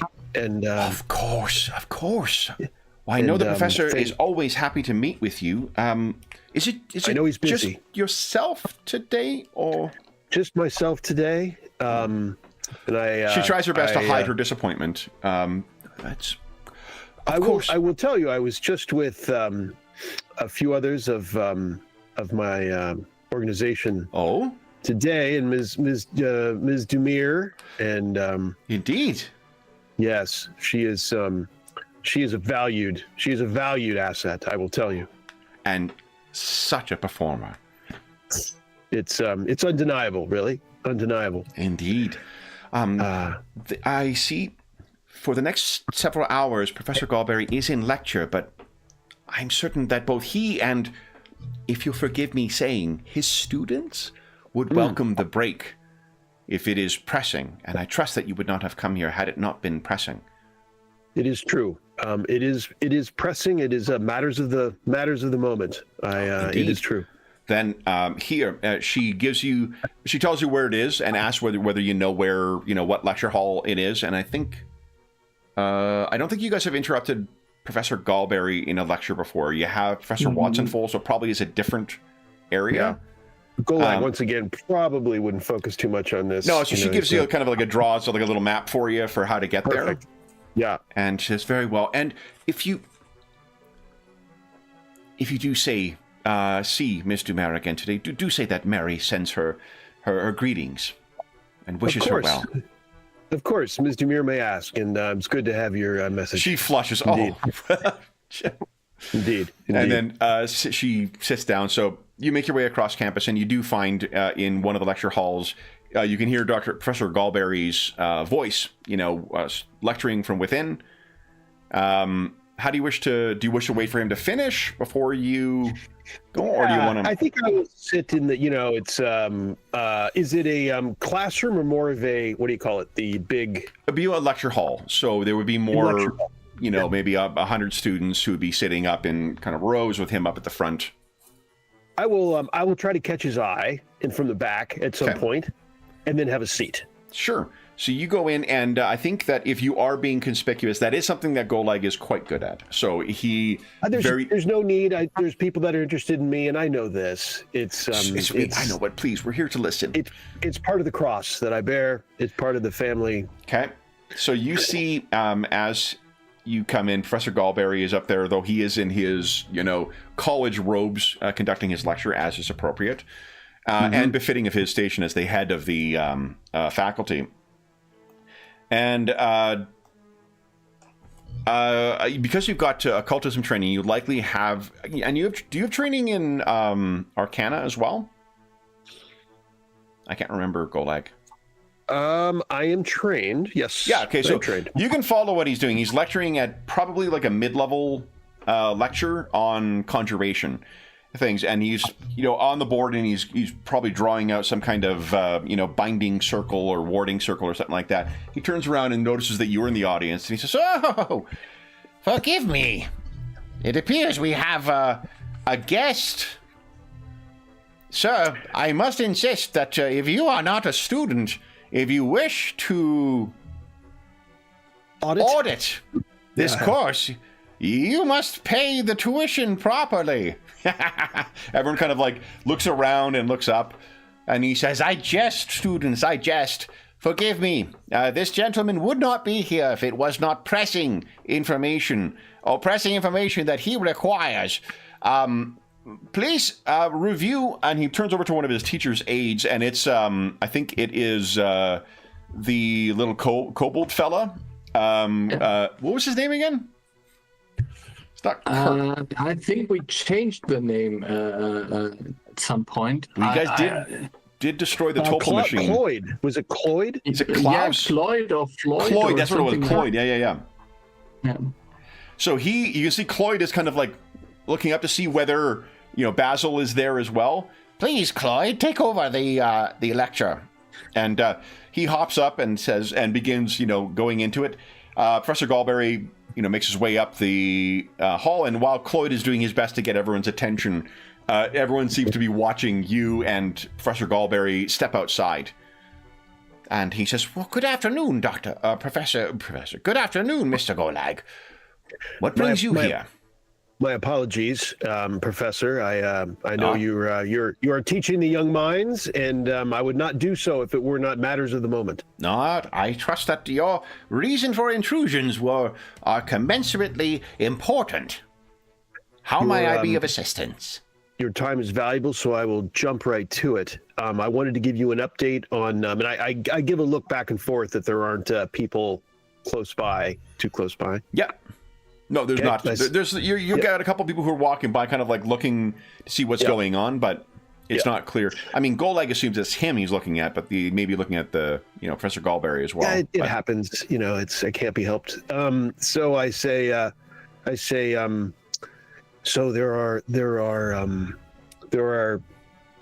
key developments, I'm afraid, of a dark nature this morning. You'll recall we told you about a gentleman named Harker that had come to my firm. I believe we told him, right? I'm trying to remember what we told the professor before. I think the last, I stand to be corrected on this, but I think the last time you met with him was in the aftermath of the destruction of the Topol machine. I don't know if you've been back to him since. Okay. Gotcha. So he wasn't here after Harker. We haven't talked to him after Harker's initial meeting or anything. I don't think so. I don't think, no. You haven't discussed your dreams or any of that stuff with him at all. So, Professor, I would give you the short version,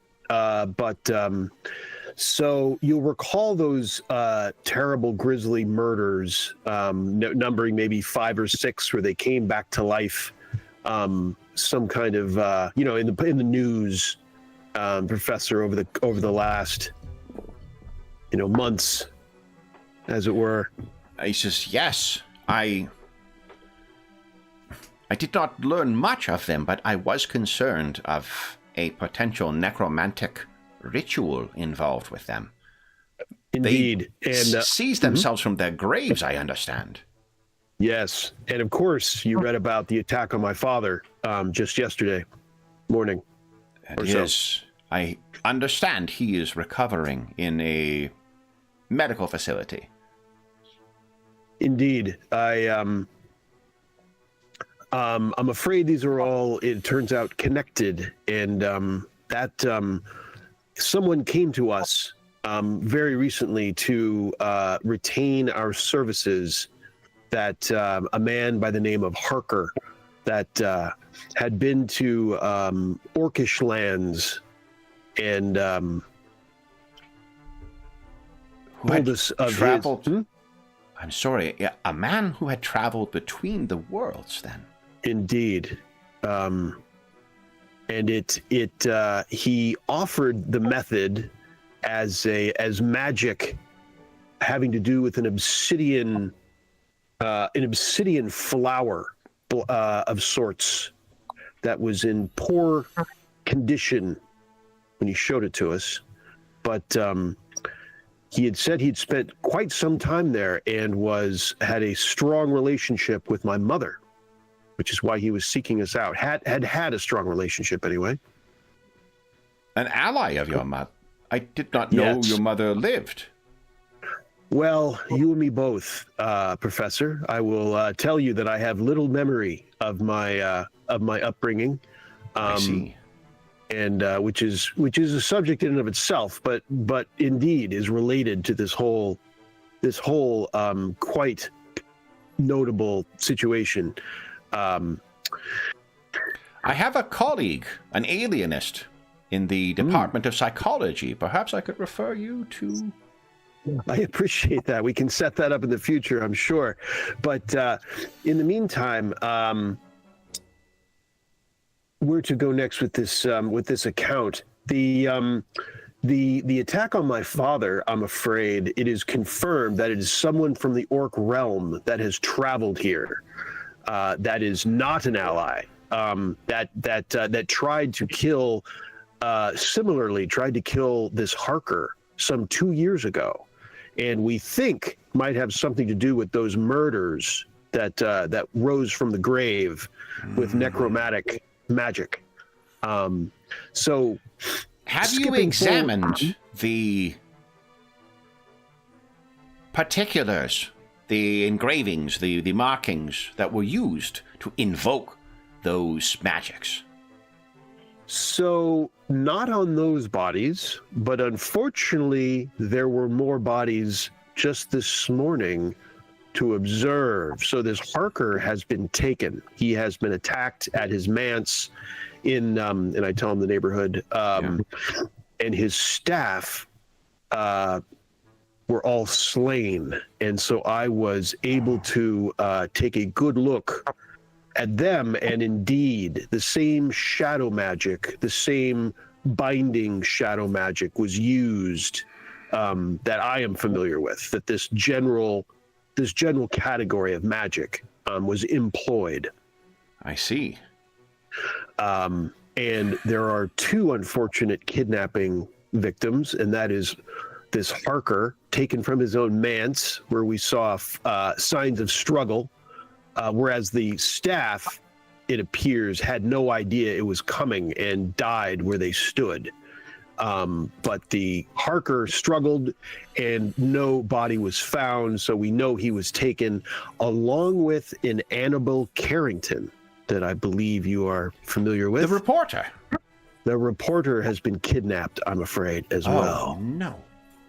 Yes. And of course, everything I am telling you, Professor, if possible, is of the, I'm telling you in confidence at this time, because it's a preliminary, our preliminary assessments, and this just happened this morning, but there was a person that I was not present quite yet, but the rest of my organization was there and were beset upon as they were finding this grisly scene by the spirits that were of the house, that it seems this necromancing orc had created and had pulled from the corpses, set to his purposes, and attacked my company, my personnel there. Yes. That is the clay with which they work their dark arts. Well, this occurred. Fortunately, my people were able to prevail, and which is when very shortly thereafter I arrived, and this dark orcish spirit, and I lower my voice, by the name of Durgoth, showed himself, someone that we suspected existed because of our meeting with Harker, etc., and our brief investigation thereof at that point. But finally, he revealed himself. There is a dark force in the Orklands, apparently, that goes by the name of Sunslayer. I don't know if you've ever heard that term. I have not, but it is a grandiose moniker that many tyrants would adopt. And this Durgoth identified himself as a lieutenant of this Sunslayer and demanded that we bring him two things, or else his rampage would continue. Now, we're also certain this is who attacked my father yesterday morning, and he essentially threatened everyone around me, but didn't threaten my father or me, but threatened those that would be associated with me, and threatened that this rampage would continue unless I brought him at dawn the obsidian bloom, and I would identify that as the object Harker showed us, except his was broken. I see. He claims my father has one, I see. which I have no knowledge of, but I have not spoken to father in quite some time. I think he's trying, I make a face and I say the intrigues of my father are difficult for me as well. I will confess to you. Indeed. My colleagues in the psychology department do provide counseling for both fathers and sons. Most generous. Family counseling, I'm sure we will look at that at some time. Of course. And I will be happy to make a referral. That's most generous again. He says my father has one of these. He demands that and a Sage of Sorrow. A Sage of Sorrow? If that's familiar to you. It is not. Neither is the Obsidian Bloom, though. If I do not wish to intrude on your privacy, And of course, any such knowledge way would be past kept... that, Professor. Very well. Your father, is he from the Orc lands as well? Well, we get to the further awkward part of our conversation that I have really an unfortunate paucity of knowledge of my family, and that pertains to that question as well. I would suspect he is, but honestly, my memory is suspiciously vague in this area. Suspiciously so.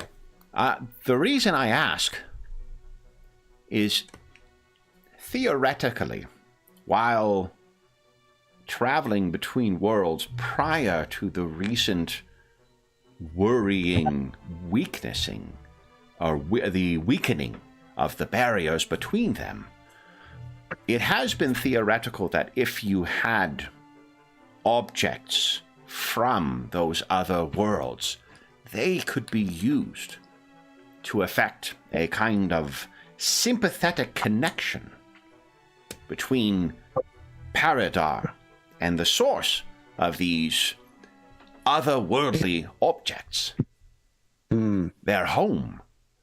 And so if these blooms, as you say, if they are originally from the Orc lands, or the Orc homelands, then conceivably they may be an active part of any such travel between them. Yeah, that is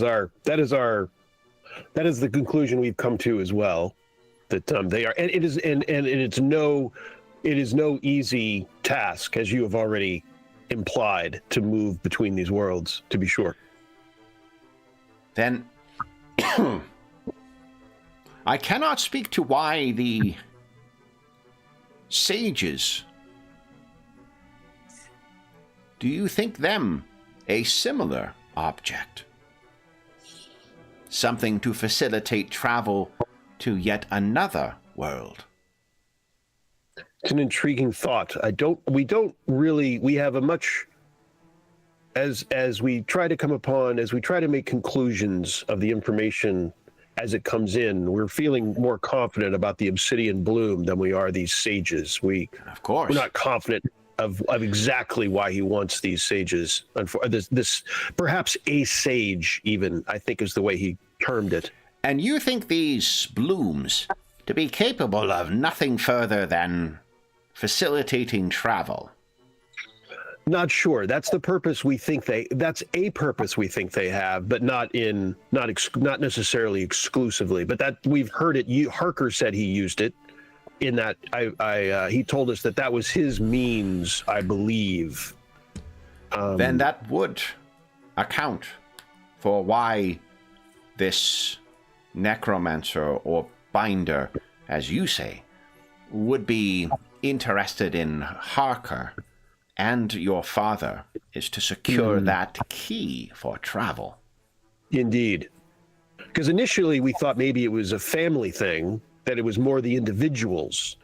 And we had a question of why I hadn't been attacked yet, even, I will tell you, that maybe it just hadn't come yet. But now we know, or at least we believe we know, just as you say, that it's not personal as per se, it's the objects. And so since they didn't think I had the objects, that's why I wouldn't be attacked and my father and Harker would be. And if you were attacked before your father, no doubt it would bring the attention of both yourself, your organization, and that of your father. Indeed. It may therefore have been a calculated maneuver to avoid bringing it to your attention.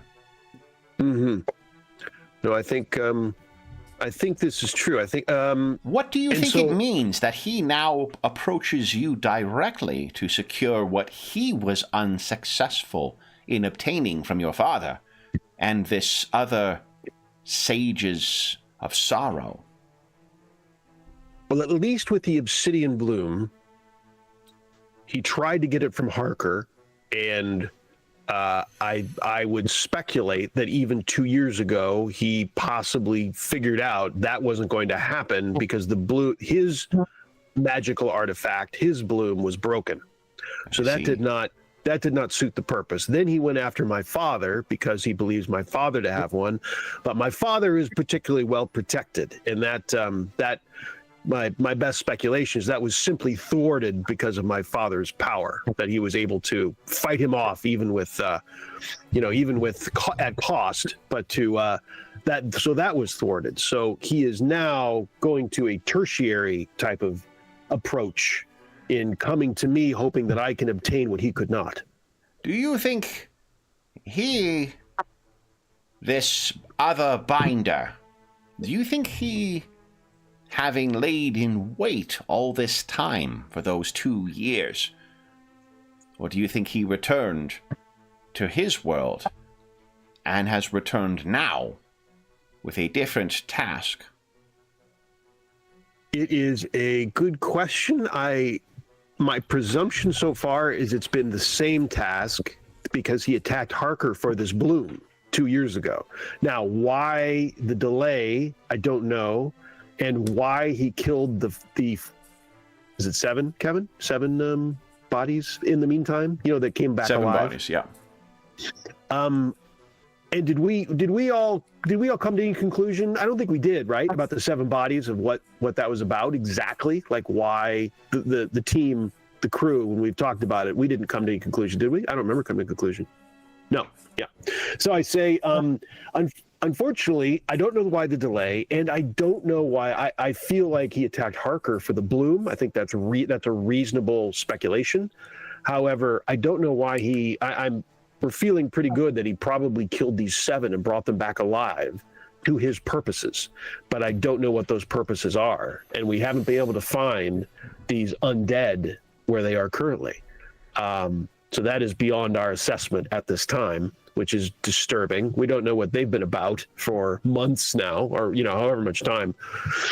That has gone by. But the good news, in a sense, What do you know then of these, if anything, of these sages of sorrow? Let's see. If the crew could help me a little bit of what we exactly came to conclusion. That's like the weakest part of Sean's knowledge of this whole thing. What the sages were, Sally had some, right? Sally had some prior. Yeah, one of them spoke to Sally and requested help to free a sage person. Well, I think it was one of the sages, wasn't it? Definitely people, not objects. So a person, sage, Sorry, and if you mentioned that it is the 7 sages of sorrow, which is the way it's always been discussed with you, he says 7. Same number as the bodies, I suppose. That's a natural. You think that this person murdered this binder, murdered them ritualistically, and then raised their bodies at a later time? That is a very involved and intricate ritual, then. And I'm afraid our contact and knowledge so far suggests that this Durgoth would be capable of it. Like he is, we had our very limited impression of him so far is that it is reasonable that he would be able to perform it. And yet he only asked for one of the 7 sages. I believe that's the way he worded it. And he didn't say which one, oddly. One is believed to be trapped somewhere by the land dwellers. So maybe he needs the sage to then somehow put it into this body. It just seems a coincidence there's 7 and 7. But... Yeah, it might be, but on the other hand, why would he know that we know or we have an idea where the last one is? Well, if he's managed to, whatever he's done with the bodies and the 6 sages, maybe the 6 sages is we need the 7th sage. We've spoken to Sally Demir and asked for the help, but they haven't given it to us. So let me put it this way. So why would he need the 7 Sages of Sorrow? No idea. If I understand correctly, these are some kind of sea-related deities, whatever. Apocalyptic, right? Yeah, like horsemen or something like that. Is it to do something horrible in the Orklands? 7 of them. Yeah, that was. That would be the speculation, I would think. Yeah, but then again, I mean, he maybe was trapped here, and what better way to go than to just kill everyone else? I mean, here, you mean? Yeah, here, yeah, just. But then why does he want the rose? Yeah, not to be here when the apocalypse comes. I mean. All right. Well, he's not trapped then, is he? If he gets it. So the apocalypse is much more fun if you aren't there. So that's. Yeah. I wouldn't say that's as strong of connection as he wants to go back with the sage, with power, with some additional out of the realm weapon to wield in his own world. But it's possible. Then again, the Orklands, whatever they are, it sounded more like some kind of desert thing where there is not so much, like the opposite of being at the water countryside. I mean, if he's raising his bodies and doing something with the sages, would he have some control over them because of the rituals and such? Would he be able to control that power, take it back to the Orklands, take the throne from... So do you remember what the... this is going back several years now, because it was one of our first mysteries, but the mystery involving that resulted in... 7 individuals, the captain, the first mate, second mate, ship's doctor, the bosun, and 2 of the oarsmen, who all seemed to have brought back something each. And then each was beset by some kind of curse, but one of them sold the thing before it fully took hold, or whatever curse was taking hold took hold. So you guys did face someone who was in the midst of some kind of transformation, and that's when the 9th Medical Corps intervened. So if they have someone who has been transformed by this object, one of the members of Captain Hunter's crew sold off their thing to a pawnbroker. The person picked up the thing, and then they were set. And I'm trying to find the phrasings of it, but the thought was that the 7 sages, when brought together, would be the harbingers of some terrible thing. A apocalyptic, destructive force, whispered in the prehistory legends of Sally's people. By keeping one of the 7 sages away from the others, that would likely prevent that from ever happening. The Grudge Butcher, I think, is one of the names of this, whatever it is that the 7 sages herald. But if those objects were somehow, moved to a different body, maybe it results in a different way of control over the Grudge Butcher. Who knows? So I'll throw this out to the professor in saying that there's a great deal of this that is speculative, obviously, and we're still working with imperfect information here. But Professor,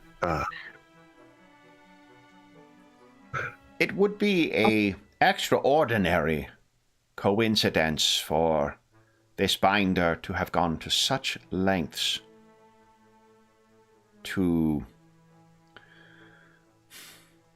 prepare 7 corpses, and there to also be an intent to recover one of 7 objects or entities. But why would they come here? These 7 sages, you say it is from another distant land. Miss Dumer's home, yes? Yes. Only maybe that they're perhaps this Sunslayer is reaching out beyond his own realm for an advantage in his battle for his own realm, I think, is the best speculative purpose. There are those who theorize that Paridar, the reason we are blessed by such a wonderful abundance of species and creatures and connections with the other worlds, is by virtue of our place at the center of a great apparatus or wheel. We are the fundament from which everything else spreads. There is an element of arrogance, of course, to such an assumption, but if it is the case, and all things come to the fundament, perhaps here was the only place where this binder could find such an object from another world. And in any case, the sages seem to be unavoidably apocalyptic in nature, unfortunately. Like their purpose, while the purpose of the bloom, at least one of the purposes, is travel, is magical travel between realms, which of course is not intrinsically malicious as per se. Certainly, I'm afraid one cannot get away from the apocalyptic nature of the sages. Then you said this Sun Slayer. I take that your understanding is he is not an ally of your mother's, assuming she lives. Most certainly not. And Harker made that crystal clear. At the time, we had no prior relationship with Harker. He just came to us. And so, but at this point, everything is pointing that he told the truth. And that the Sunslayer is an arch enemy of my mother and was attacking her throne ship. And so at that point, let me use that as a segue, that there seem to be more players at work in Paridar in this matter than what we've discussed so far. So I believe we've shared with you a bit about a Vesta King, if you'll recall that name, that she loves painting me, in essence. Before we turn to that, yes, allow me to please summarize my understanding so that we might end on a cliffhanger.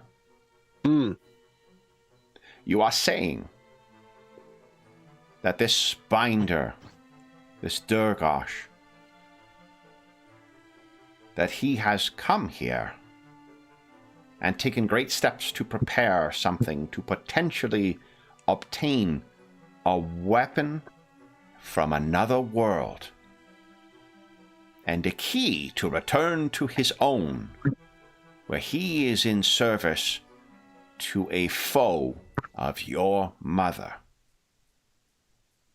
Yes.